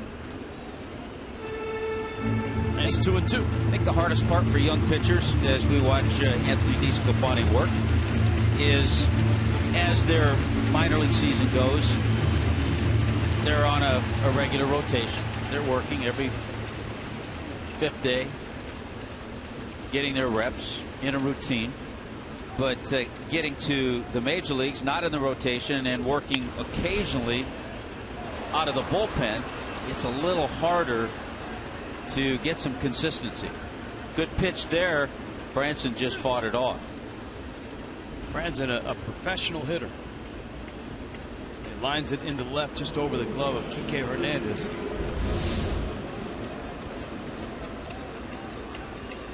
Yeah, good two-seamer in on his hands, jams him. That's one of those swings that probably has a lot of wobble on the super duper slow-mo, the phantom cam of the bat. But Franson will be a nice little piece for them in postseason, because you can maneuver him around different positions. They have some guys like that. Scott Hairston, very versatile. Marlins look bunt. Gonzalez squares, and DeSclafani gets the out at first. That puts Denard Span in an RBI spot with 2 outs here in the 6th. I think an important start. We talked about it earlier with Gio Gonzalez. I don't want to say he's on the bubble, but you know they're going to make a decision, and you know Strasburg, Zimmerman, and Pfister will be the first 3 pitchers. I don't know what order, but they'll be the top 3. Now you have Tanner Roark and Gio Gonzalez. You don't need 5 starters in postseason. So the Nationals will have to make a decision on that. Strasburg has been on a nice run. Roark has been outstanding this year. Ball up the middle. Echeverria to his left has it, throws, and just gets a speedy Denard Span. Nice play by Echeverria. DeSclafani works a scoreless 6th. Still all Nationals here.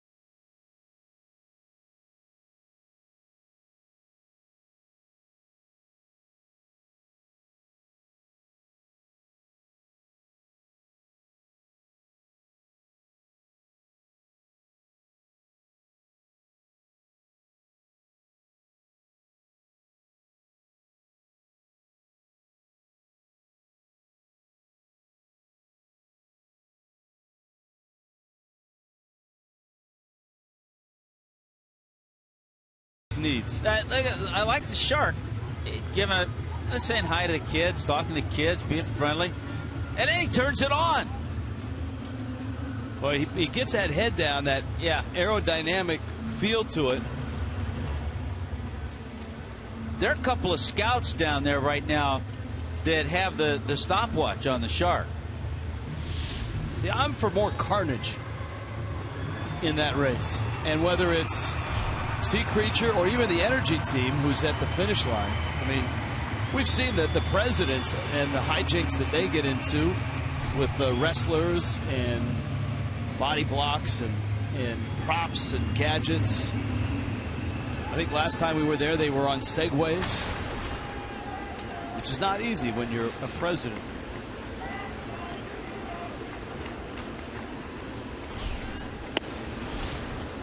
Third time through for the Marlins against Gio Gonzalez.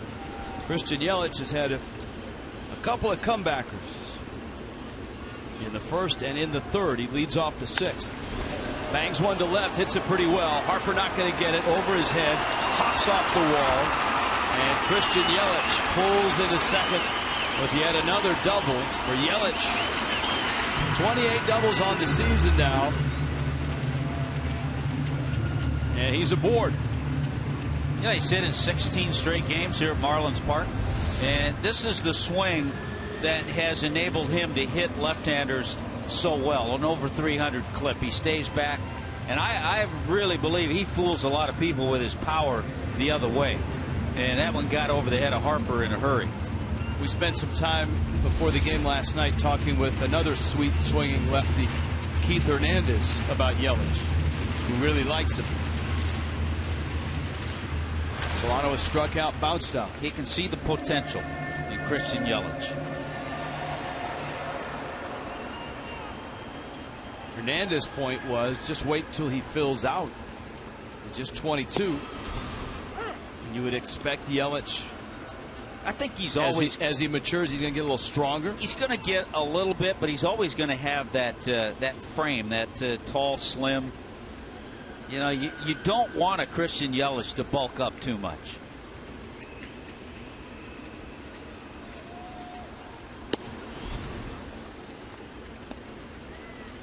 Ball and a strike to Donovan Solano. He's 0 for 2. The only offense Miami has been able to muster was in the second. Leadoff hit by Jeff Baker. RBI double by Reed Johnson.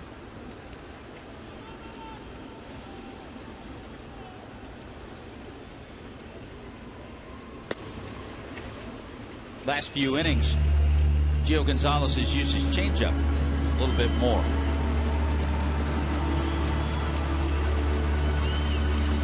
Where he gets in trouble sometimes, he has trouble commanding that curveball. It's a big sweeper. Sometimes he just has trouble throwing it in the strike zone. Marcell Ozuna on deck. 2-1. Elevated that fastball and got Donovan to chase it. Oftentimes you hear pitching coaches or pitchers say, I got to keep my fastball down. But that's almost the opposite with Gio Gonzalez.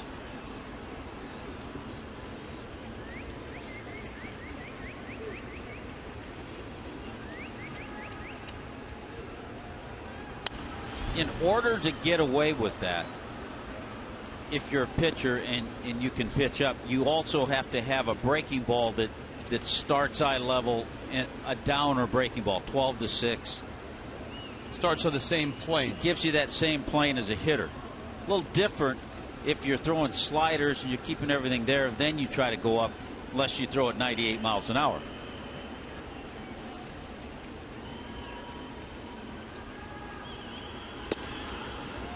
There's the hook, and he missed with it.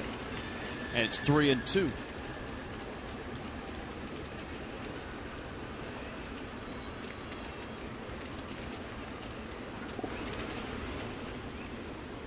How wild would it be if the Nationals and Orioles ended up in the World Series? The 3-2. Down the line, and Franzen has it glance off his glove. He had a shot at it. Solano is still alive. That would be.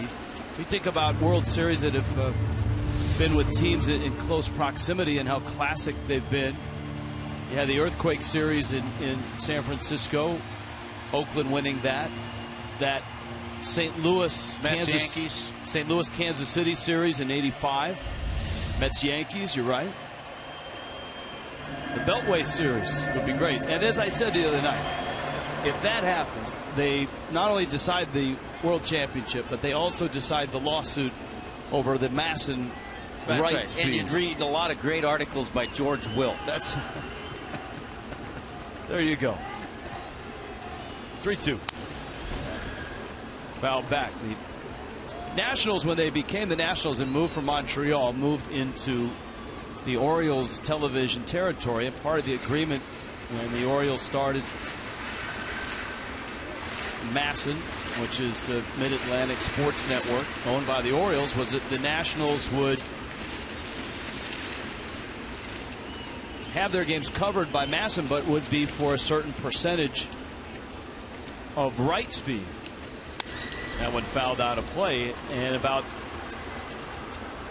4 or 5 years ago, the Nationals got good and people started really watching, and rights fees in baseball started to go up and up and up and up. And at that time, the Orioles weren't so good. And the Nationals felt, hey, we're owed more money than this. It was a deal that was brokered by Major League Baseball and is in the courts right now.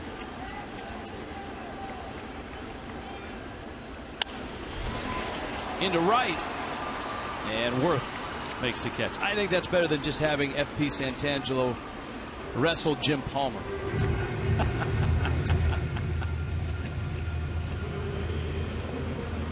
Here's Ozuna.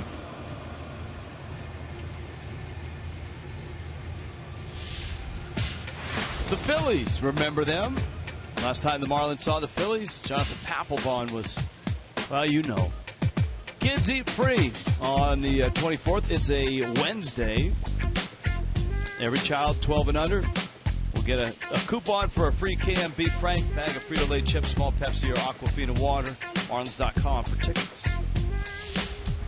How about the mess in Los Angeles with the television situation there, but all of a sudden the Dodger fans are going to have an opportunity to see what the final 6 home games or something like that. Yeah, they've reached an agreement for an over-the-air station to carry the final games for the Dodgers as their new sports network tries to get off the ground.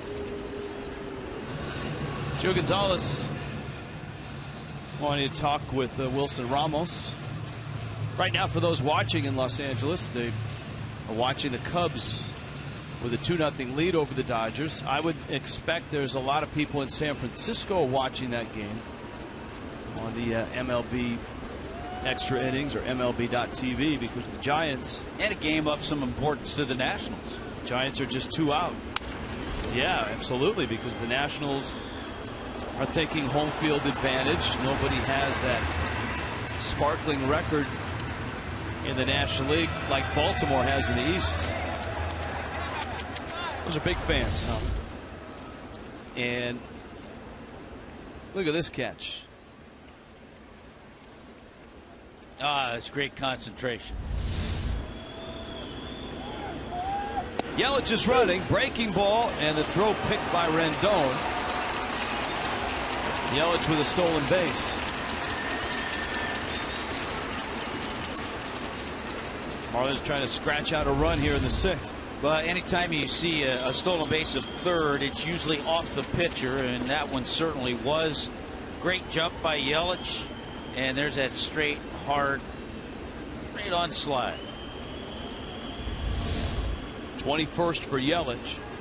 Ozuna, that pitch was a strike, and he's behind in the count now, 0-2.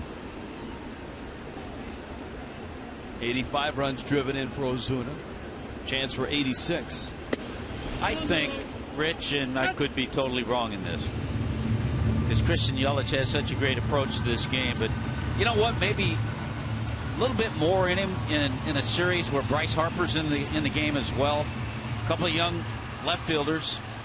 Yelich only a year older. Yet more people around baseball certainly know of Harper because of the way he came on the scene. But it's a great conversation when you're talking about young left fielders. And you know who I would take.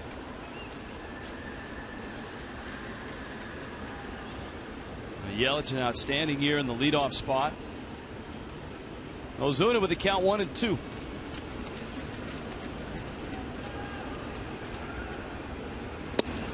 And he got him. Changeup, 83 miles an hour. Good arm action. That's one thing Gio Gonzalez has shown with his changeup tonight. He's actually thrown that much better than his curveball.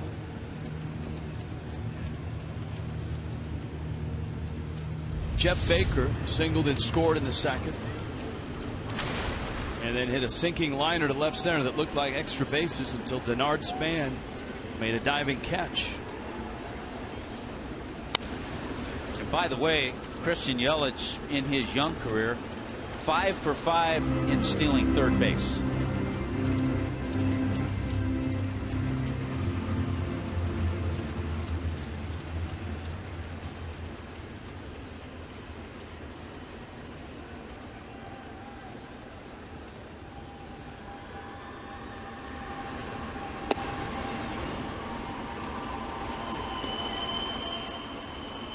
Two veteran right-handed bats stacked up in the lineup with Baker and Johnson.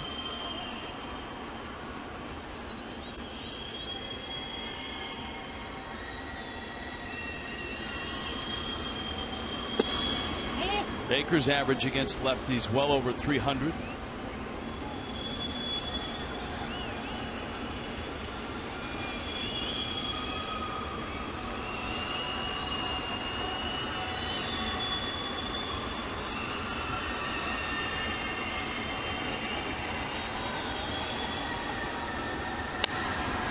Slow tapper, and Gonzalez knocks it down, picks it up. Baker beats it. And Miami has a run. And a great attempt by Gio Gonzalez, but you know what? He's in the back of his mind. He knows, and he's having a conversation now with his shortstop, Ian Desmond. He knows if he lets that ball go, even though it wasn't hit sharply, Desmond probably makes the play. But when you react, when you're a pretty good athlete, which Gio is, it's hard to not go after that ball. Because on the other hand, if he catches it, he has the easy out. But you know what? Bake will take the base hit, and the Marlins will take the run. Well, they even out. He had that line drive and a hit stolen by Span back in the fourth. Here's Reed Johnson. He sent one into the gap in right center, bounced it up off the Stanley Tools sign.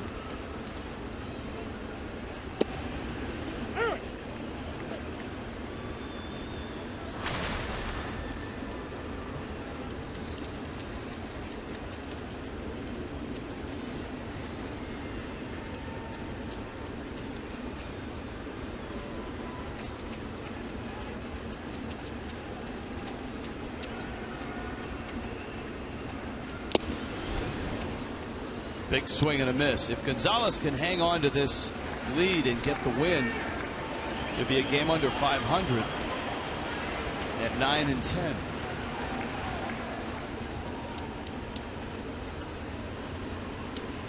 Of course, the starter that gets extracted from the postseason might end up being an integral part of the bullpen.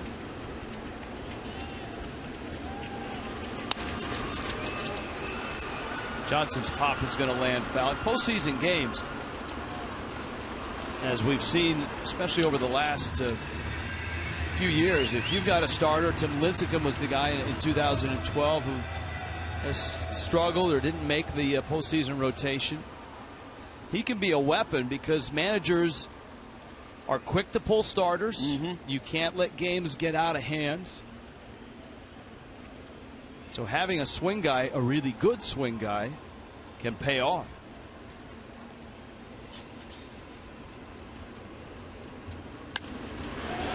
Johnson hits another one to center. Span got a good jump on it, though, and he runs it down. Marlins settle for a run. Still down by 4.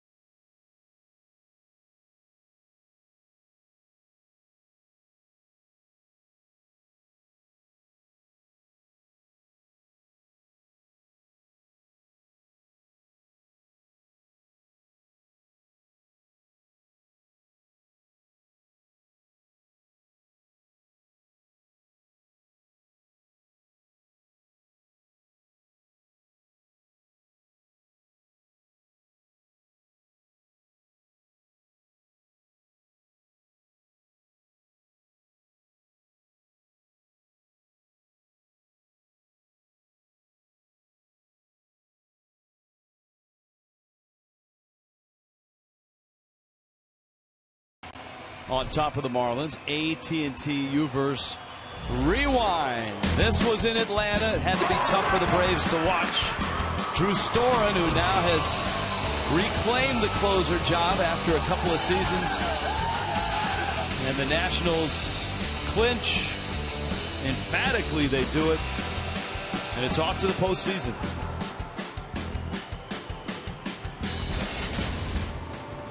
Matt Williams. An 11.5 game lead. 87-64. The drop of the Braves. Very, very steep descent. Their offense really struggled in September. National fans here tonight celebrating.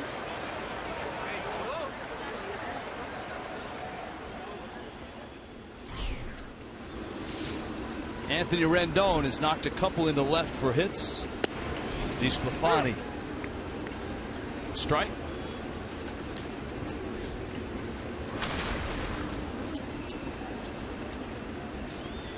A lot of people forget Matt Williams, and we've talked about his playing career, a tremendous player, but also a very solid postseason as a player. And the one team a lot of people forget, he was with the Indians in '97 when they matched up against the Marlins in the World Series. Well, I did forget about that as well. Hit a home run, hit .385, had a big series. And of course with Arizona in 2001, he was with the Giants in '89. So a lot of postseason action for Matt Williams as a player. So he knows what it's about in that capacity.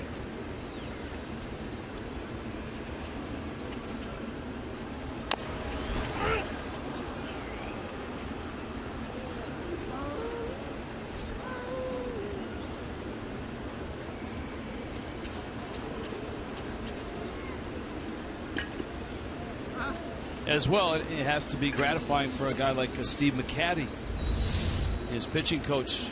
McCatty has seen a variety of managers come and go. Jim Riggleman to Davey Johnson. He may have even predated Riggleman. 6th year for McCatty.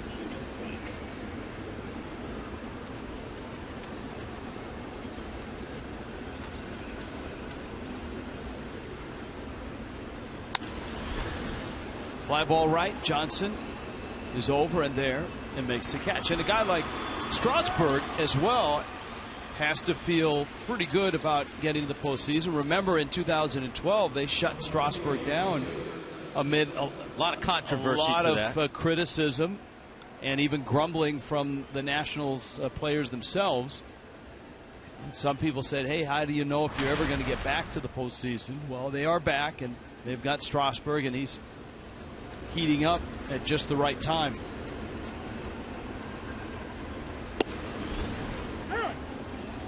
So far so good for Anthony DeSclafani. He's able to work around a couple of base hits in the 6th inning.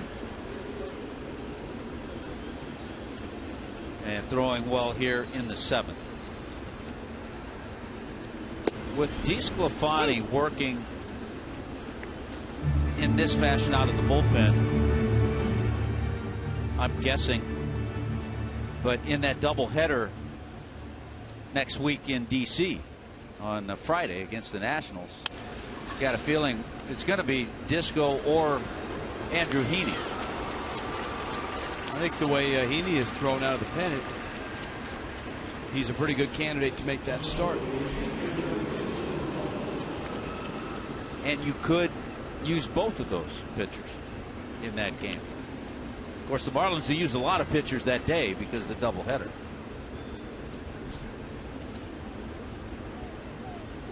Yeah, Miami finishes the season with 4 games in 3 days in Washington, D.C. That was a rain out back on May 27th. The 2 games that the Marlins played in that series, the Marlins won in Washington. Now, as a reminder, it's a day-night doubleheader. The Marlins play in the afternoon with the Nationals. That game will not be on television.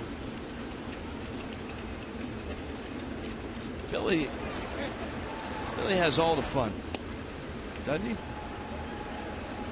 He just turned 21. Oh yeah, he's at all the parties. That's taken Billy to another level. It's quite a level.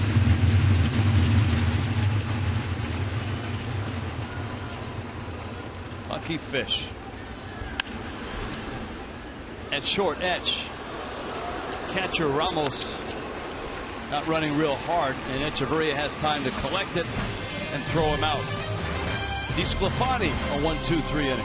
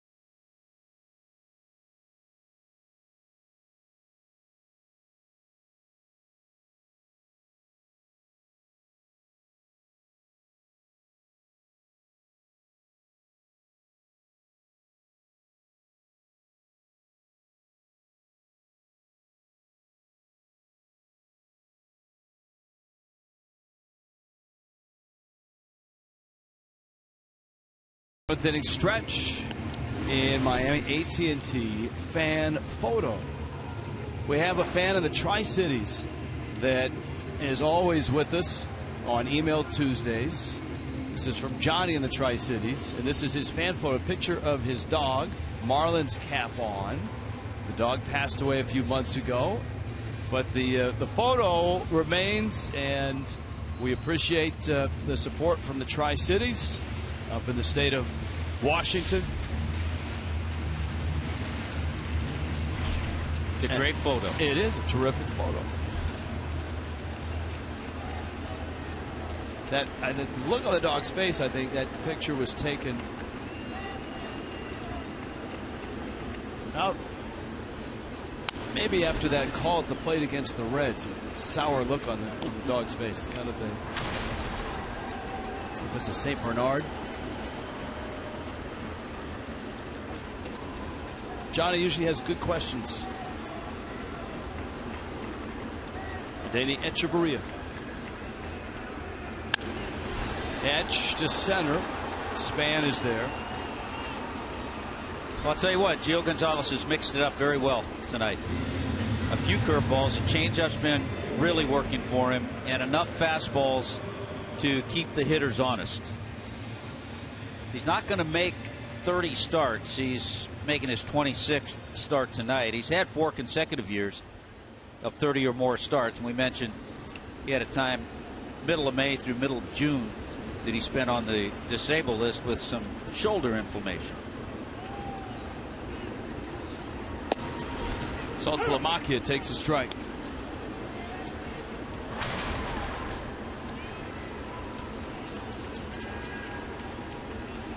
Saltalamacchia singled to right, flied to center. 2 runs, 5 hits for Miami. A big 5-run fourth. Staggered Brad Hand, and is the difference right now for the Nationals.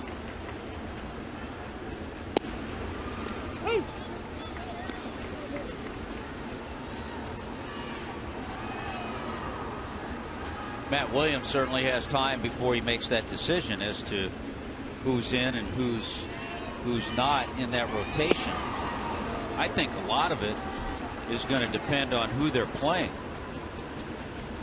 Because if you have a lineup that's got a few lefties in it, I think you'd want Gio Gonzalez in the rotation.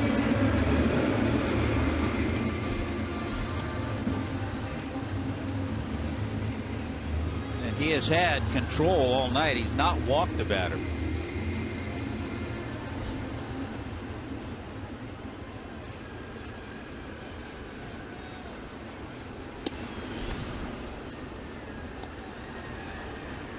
Dan Jennings in the bullpen.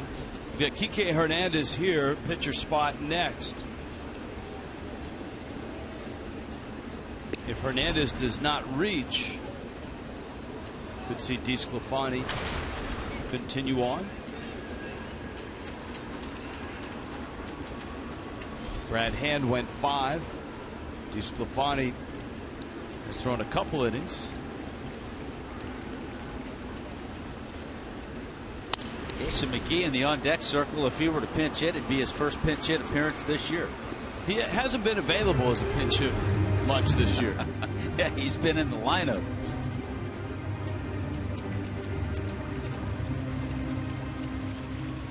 Let's see, the Marlins have played 151. This is game 152. And Casey has been in 149.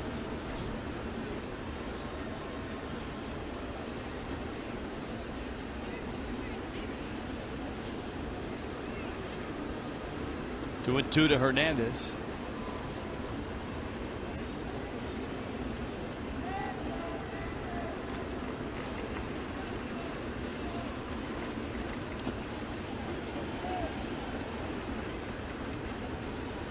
Steven Strasburg, part of a very, very good rotation.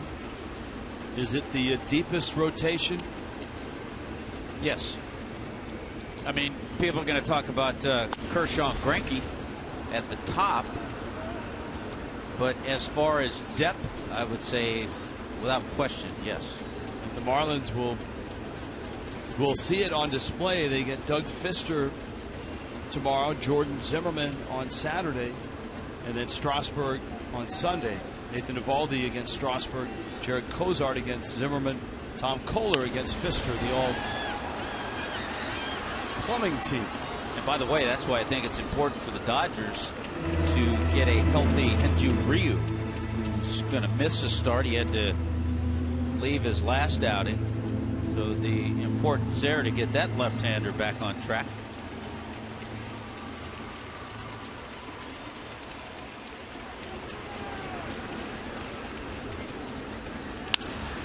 Kike gets around on that one and drills it to left. Harper will chase it down. Kike Hernandez with a double. Marlins have a chance to pick up another run here, and McGee's going to get the at-bat. Looked like Gio missed with the changeup that time and got it up. Nationals' pen starts to stir after this hit. Pitch is up. Kike Hernandez on it and gets himself a 2-out double. In the American League, I think, Rich, the team with the best rotation. Now, they certainly have struggles in the bullpen, but the team with the best rotation would be the Tigers. But they've had some issues in their bullpen.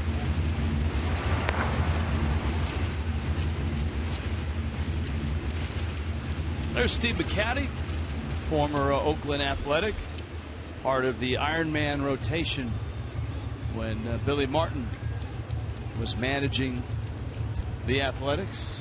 Always a good guy to talk to about his pitching staff. Probably telling Gio right now, look, you 94 pitches, just get through this inning and your night will be over.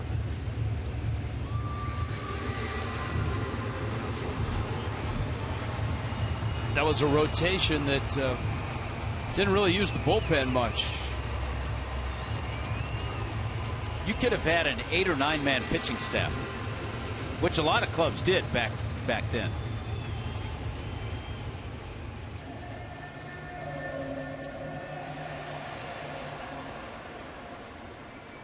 DeSclafani and Chuck Hernandez. That Oakland staff had 94 complete games. That was 1980. 94 complete games. Mike Norris. Oh yeah, Mike Norris, Rick Langford, Matt Keogh, and Brian Kingman. Norris was 22-9. Caddy was 14-14 with a 3.86 earning. McGee drives it to right, sending Worth back, but he's got room. And on the track, he makes the catch. And the Nationals finish off the Fish in the 7th. Jenga time.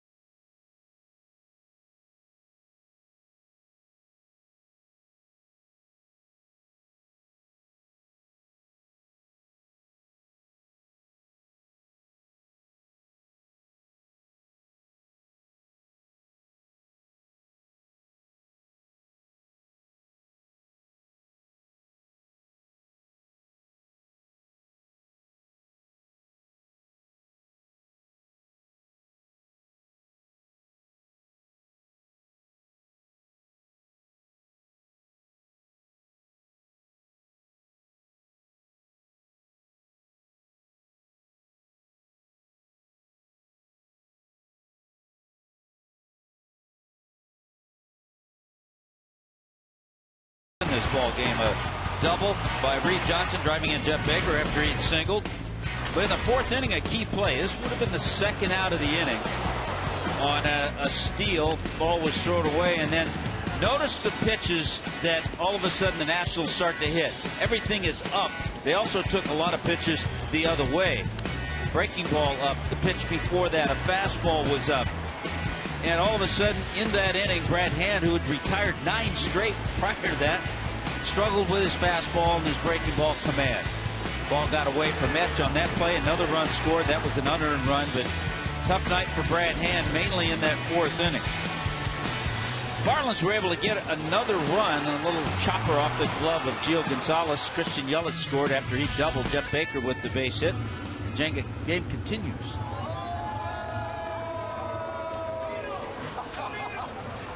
Nothing like live Jenga from the Clevelander. Camera 12 being put to good use. Dan Jennings gets Ian Desmond. Bryce Harper is Drupal Cabrera. Jennings with a breaking ball for a strike.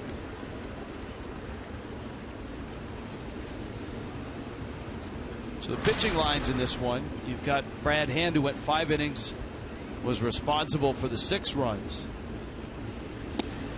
As Tommy pointed out, for the 3rd consecutive start, Hand did not walk a batter. There actually has not been a batter walk tonight. Gio Gonzalez, 7 innings, no walks. Between Brad Hand and DeSclafani, no walks. And Ian Desmond's not going to walk here. Well, he is, but back to the dugout. He strikes out. And up comes Harper.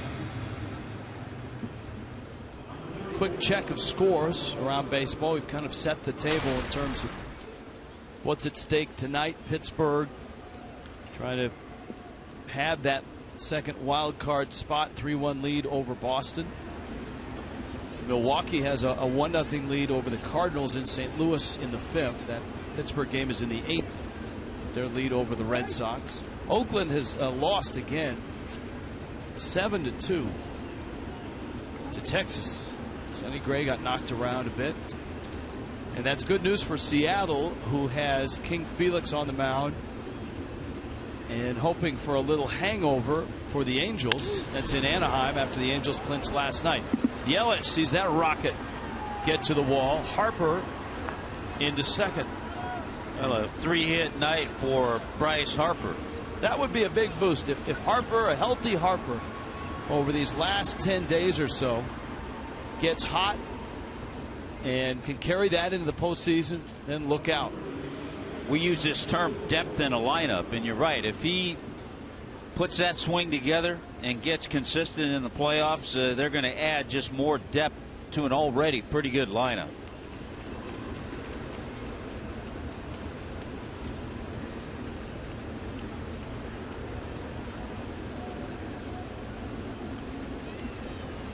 Here is Cabrera.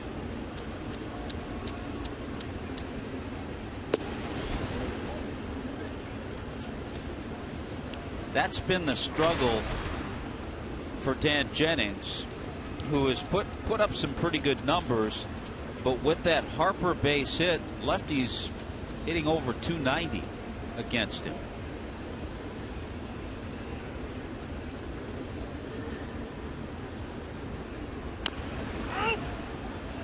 You could hear Cabrera react.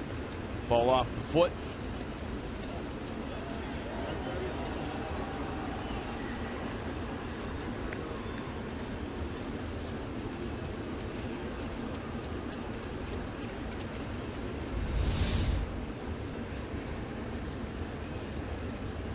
Been a few of those tonight.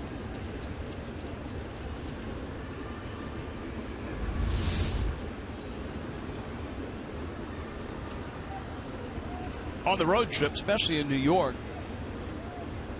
Steve Cishek talking about being nominated as the Roberto Clemente Award representative for the Marlins, winning that award as a Marlin, and then competing against other Roberto Clemente Award winners. It's quite an honor for Cishek. Fans can assist in voting for Cishek. Go to ChevyBaseball.com, and you got 14 Hall of Famers on that list of Clemente Award winners. A local major leaguer, Parkland's Anthony Rizzo, won the Branch Rickey Award in recognition of his community work with pediatric cancer patients.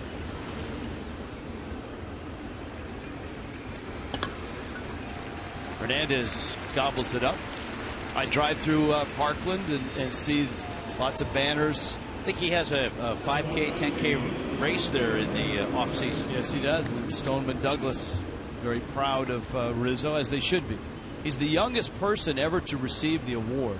Hats off to Anthony Rizzo. It was created by the Rotary Club in Denver, and it honors individuals in baseball who contribute to their communities and are strong role models for young people. So congratulations to Anthony Rizzo, drafted at the age of 17, diagnosed with Hodgkin's lymphoma, and after months of chemotherapy, his cancer went into remission, and he did a lot of it in a lot of his work not only in Chicago but also at the Joe DiMaggio Children's Hospital here in Hollywood. Dan Jennings exits. Wes Kendall, Toyota, called to the bullpen.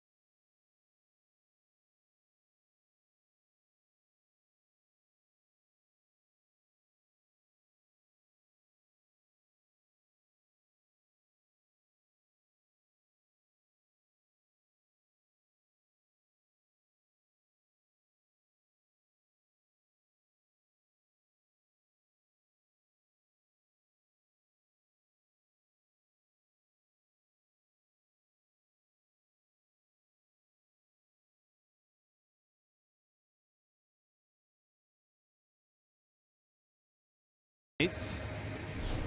Carter Capps is in. MLB.TV Premium. You can watch every out-of-market game live. I gotta say, Tommy, that there are probably well over 400 mobile and connected devices. With all the new stuff that comes out on the market, blackout and other restrictions apply. Go to Marlins.com for details. A lot of options. And the option that Mike Redmond chooses here is hard-throwing right-hander Carter Capps.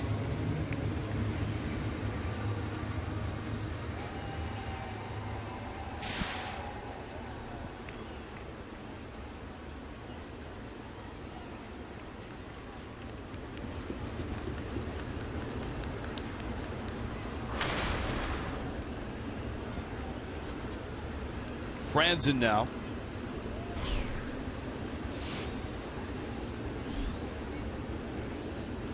Couple hits for Franzen. There have been hits all over the lineup for the Nationals, 11 of them. Harper has 3, Franzen has 2. Harper in the 6th spot, Franzen in the 8th spot. Yeah, the only guy in the starting 8 without a hit is the leadoff man, Denard Span. Capps with that herky jerk delivery. And yeah, Rendon with a couple. 3 for Harper, 2 for Franzen. Cabrera has a hit. Desmond, Ramos, and Worth each with a hit.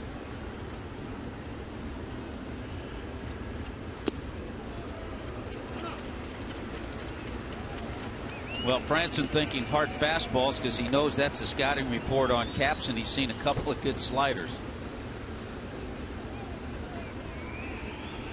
Do you think that, and it's a question I certainly shouldn't ask 0-2 with 2 outs, but I'll ask it next half inning, because that just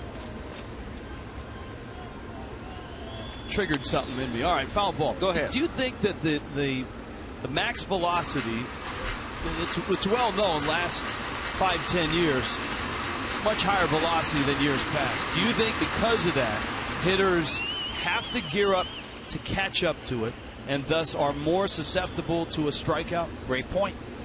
Absolutely. That's probably why there are more strikeouts over the last few years. Everybody points to, hey, guys want more home runs. 160 strikeouts isn't bad if you knock 30 out of the yard. But it's, I mean, you talk to major league hitters, especially guys that face not only starters that throw in the 90s, but you see so many guys out of every bullpen that are like Capps, who blow in the 98, 99. And to catch up to that, if the guy has a secondary pitch, Mike Redmond is coming out.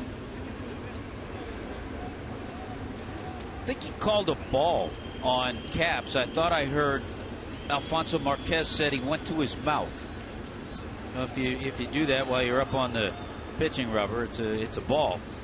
I think Mike Redmond was questioning that. It doesn't show it on the scoreboard. We'll watch Marquez to see if he puts up the count.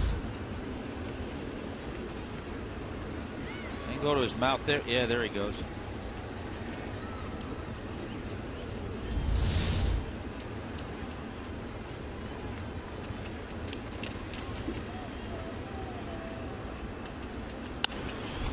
And there's that 98-mile-an-hour fastball.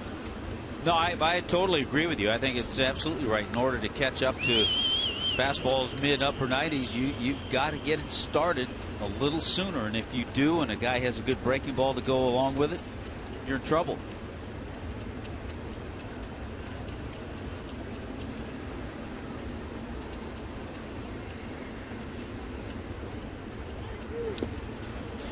Like that.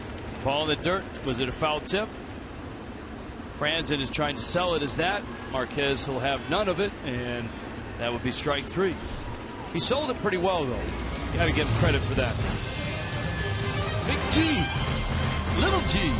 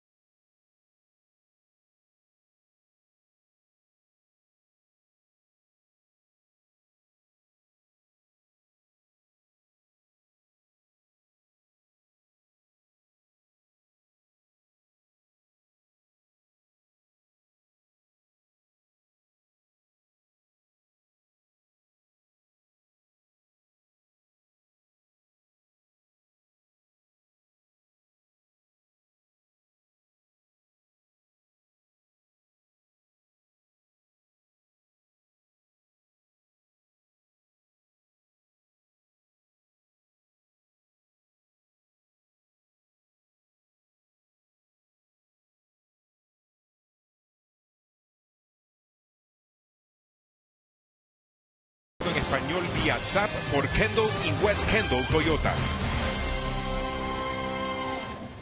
Marlins Park, Miami and Washington.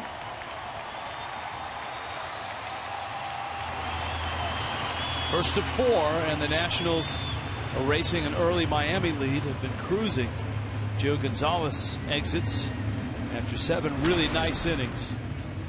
He gave up just the 2 runs, and Craig Stammen, it's been a bullpen piece for the Nationals, who have had over the past few years a very good bullpen, though the deck chairs have been swapped a bit at the end of the pen. Yelich, Stammen's been kind of in the middle. He's always been that good middle guy. Yelich, Solano, and Ozuna.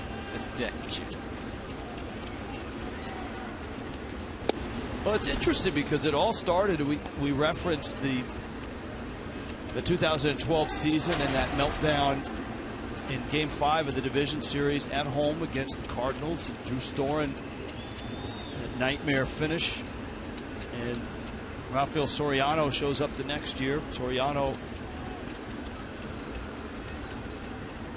a nice year last year, but has had his issues, so much so that Storen got another shot at closing and seems to have wrestled that job away. That's kind of the ironic part of the Nationals getting to postseason again, and it's back to Drew Storen.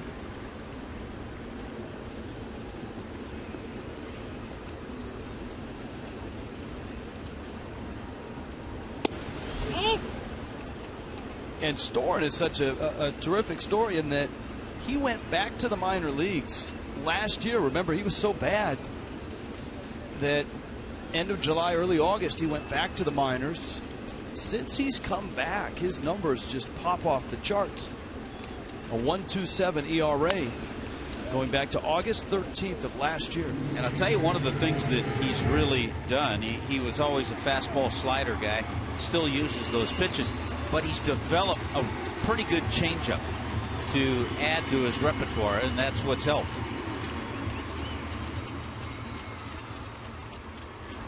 I think the Nationals will be able to give Tyler Clippard some downtime here over the last 2 weeks.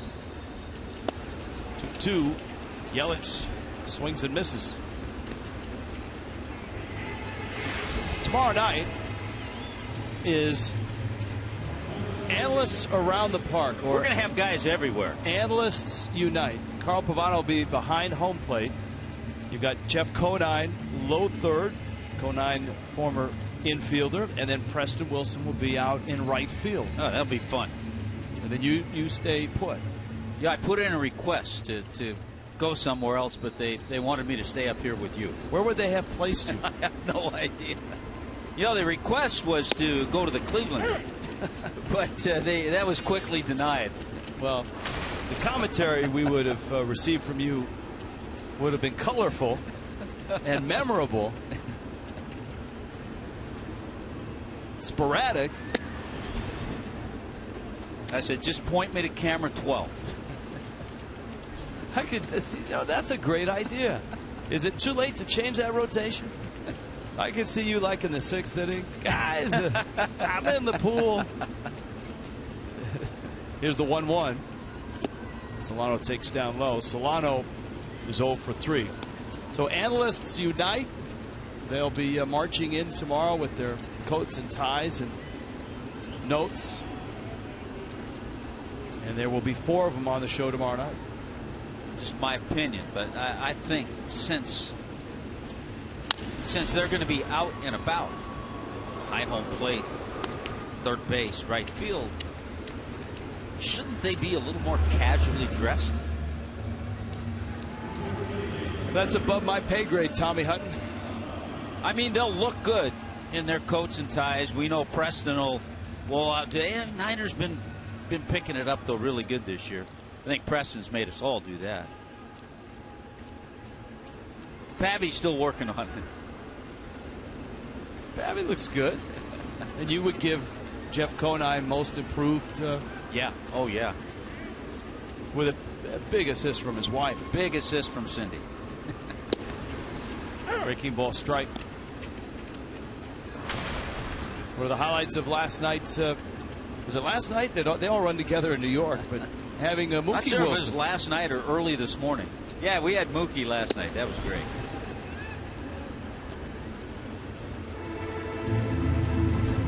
Stammen facing Ozuna. Marlins offense has been pretty stagnant tonight. A run in the second, a run in the sixth.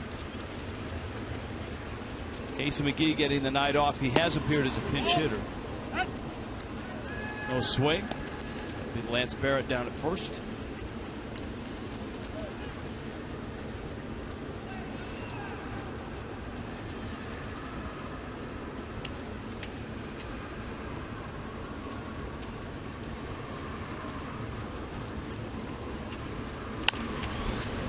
To short. And Desmond fired to first. 1-2-3 inning for Craig Stammen.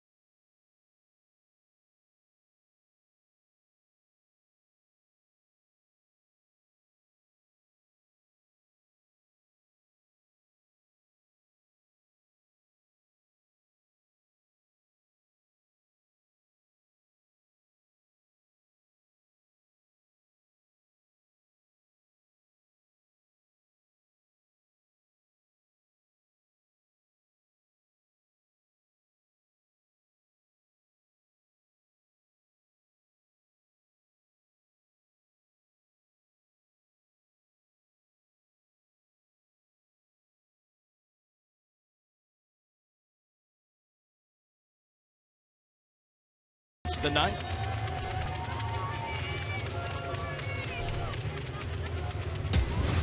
Coors cold hard facts. Since the 1900s, road home run streaks. Washington is on a 22-game home run streak on the road. But tonight, this could be their last shot. Carter Capps stays on.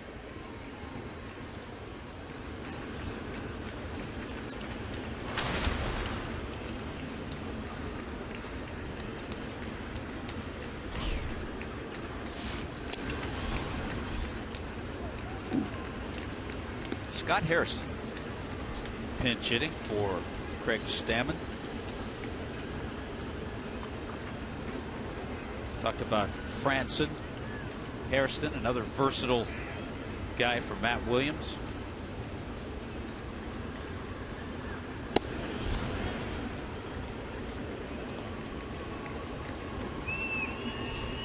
Well, the Hairston brothers, third generation major leaguers.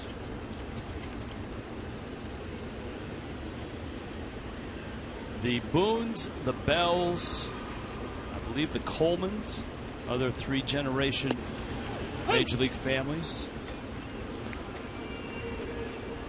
Scott Hairston, now 34, actually in big league camp in spring training in 03, played alongside Matt Williams. So you can say they have a bit of a history.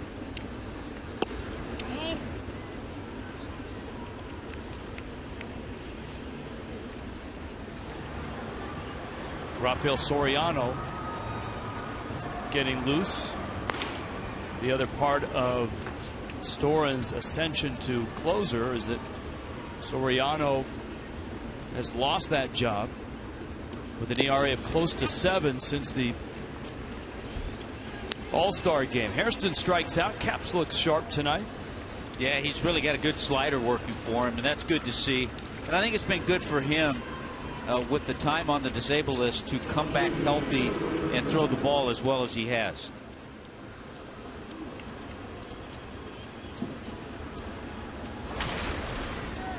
Denard Span now. You've got Anthony Rendon on deck. Ninth inning, Nationals in control. Caps. Third pitcher out of the pen. Anthony DeSclafani took over for Brad Hand. Dan Jennings and now Carter Capps.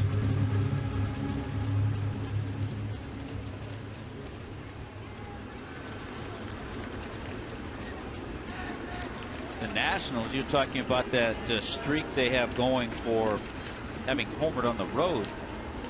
Nationals have hit just 3 home runs this year at Marlins Park.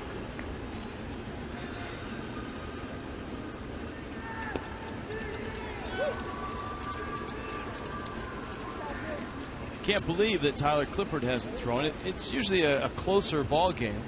If the Marlins mount something, I know Soriano's in the pen, but Clippard always seems to pitch in a Marlins Nationals matchup. Well, you said certainly deservingly getting some time off. 7-3, a 2.06 ERA, just another solid year. Always one of the most used relievers in the game. 189 is what opposing hitters are hitting off Tyler Clippard this year.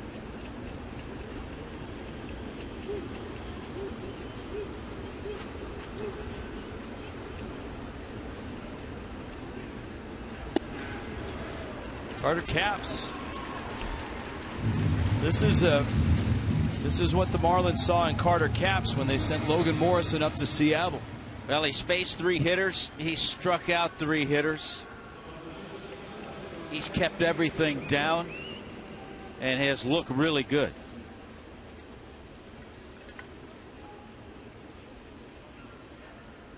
Might have been a changeup, 2-seamer, a changeup. Good pitch from Carter Capps to add to a 98-mile-an-hour fastball. Now Rendon, a couple hits. Wow. Sharp breaking ball. Oftentimes you hear of an elbow injury and guy goes to see Dr. Andrews. You think Tommy John is just a formality, but for Capps the recommendation was rest. And as it turned out, though he was away from the ball club for a while, he's back and throwing very well tonight. I think it's an area certainly that as you look into spring training of 2015 will be a strength. A lot of good arms in the bullpen. Well, in a rotation, if everybody stays healthy in the spring, that you can roll out with Alvarez, Cozart. Marlins are hopeful that, and I think some people feel that maybe Nathan Eovaldi's struggles might be because of his workload, that he'll bounce back next year as well. And you've got Jose coming online near the All-Star break.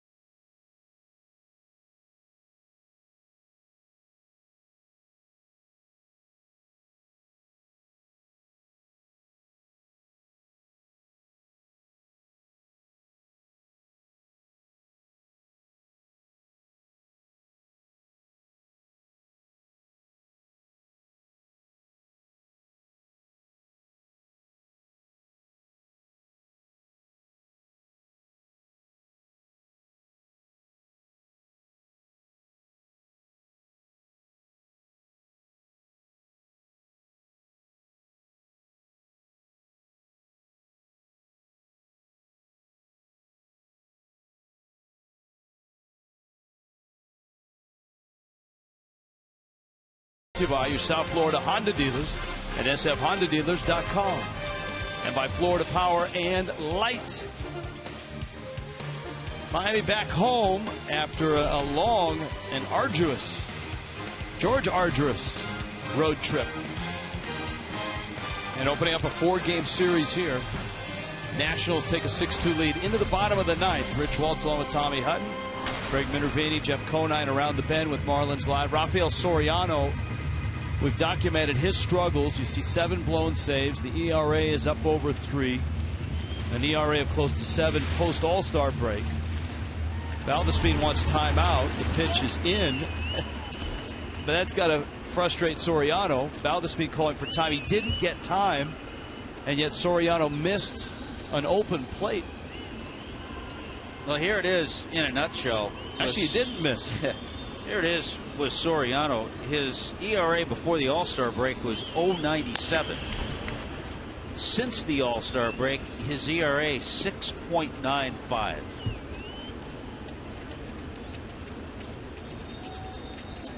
Thus, passing the baton to Drew Storen.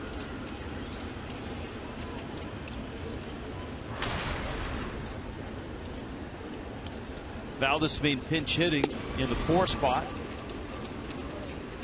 Well, the goal here for Soriano is pretty obvious, and that's pitch well, finish the game, and get in the handshake line. But at the same time, the Nationals need him to be efficient enough not to have to heat up anybody in the bullpen. Well, I think his goal, too, and for Matt Williams, he wants to see Soriano have a few good outings before the season ends and they get into postseason. He wants to feel comfortable being able to use him when they continue on. So here's the question. One of his trademark moves when he closed the game was to untuck his shirt right away. Yeah, this isn't a save situation. Well, that's my question. Yeah. Does he have the routine? No. Diving stop. Desmond on his feet, and he has a terrific arm and throws him out. Great play by Ian Desmond. Boy, that's just tremendous, and he robs Valdespin of a base hit. This ball looks like it's going into center field. There's the dive, and then you're right. He gets up and shows off the strength in his arm. The guy kind of cups that ball and keeps it in the glove.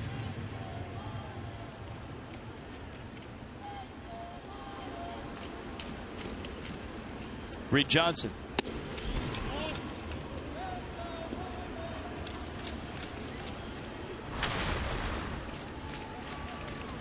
Johnson, an RBI double. That was in the second.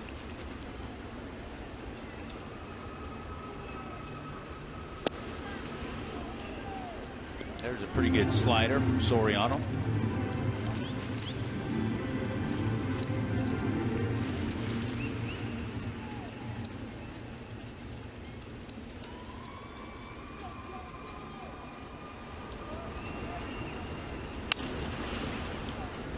That one pulled foul. Soriano has had a long and very successful career. And he did not get to the minor leagues as a pitcher. He was, I believe, an outfielder in Seattle's system until they converted him to a pitcher.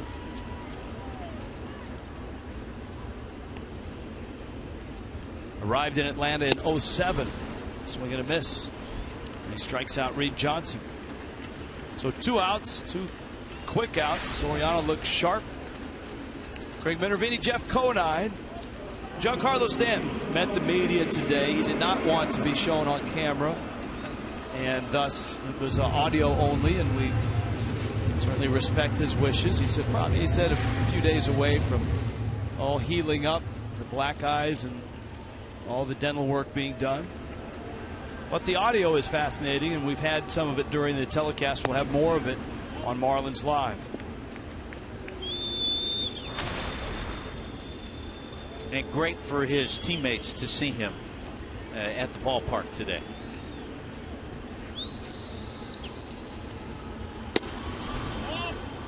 Kind of think about it, therapeutic for both.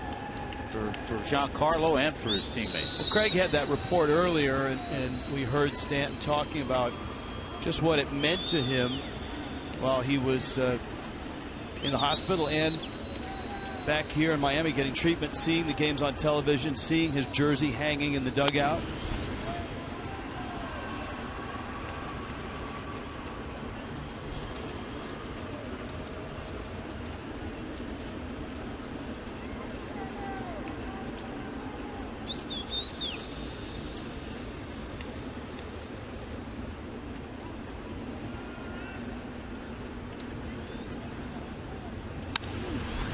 There are a lot of images from that Thursday night in Milwaukee that are burned in all of our memories that will never leave, and I'm sure for Marlin fans as well. One of the signature memories is the shot of Christian Yelich and I believe Garrett Jones just having their heads buried in their arms on the rail of the dugout.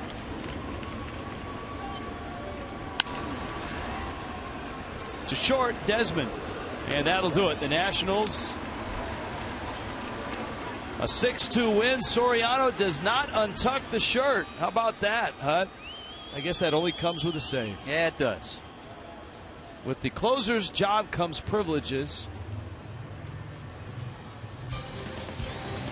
The Nationals pick up the win. They're now 88-64.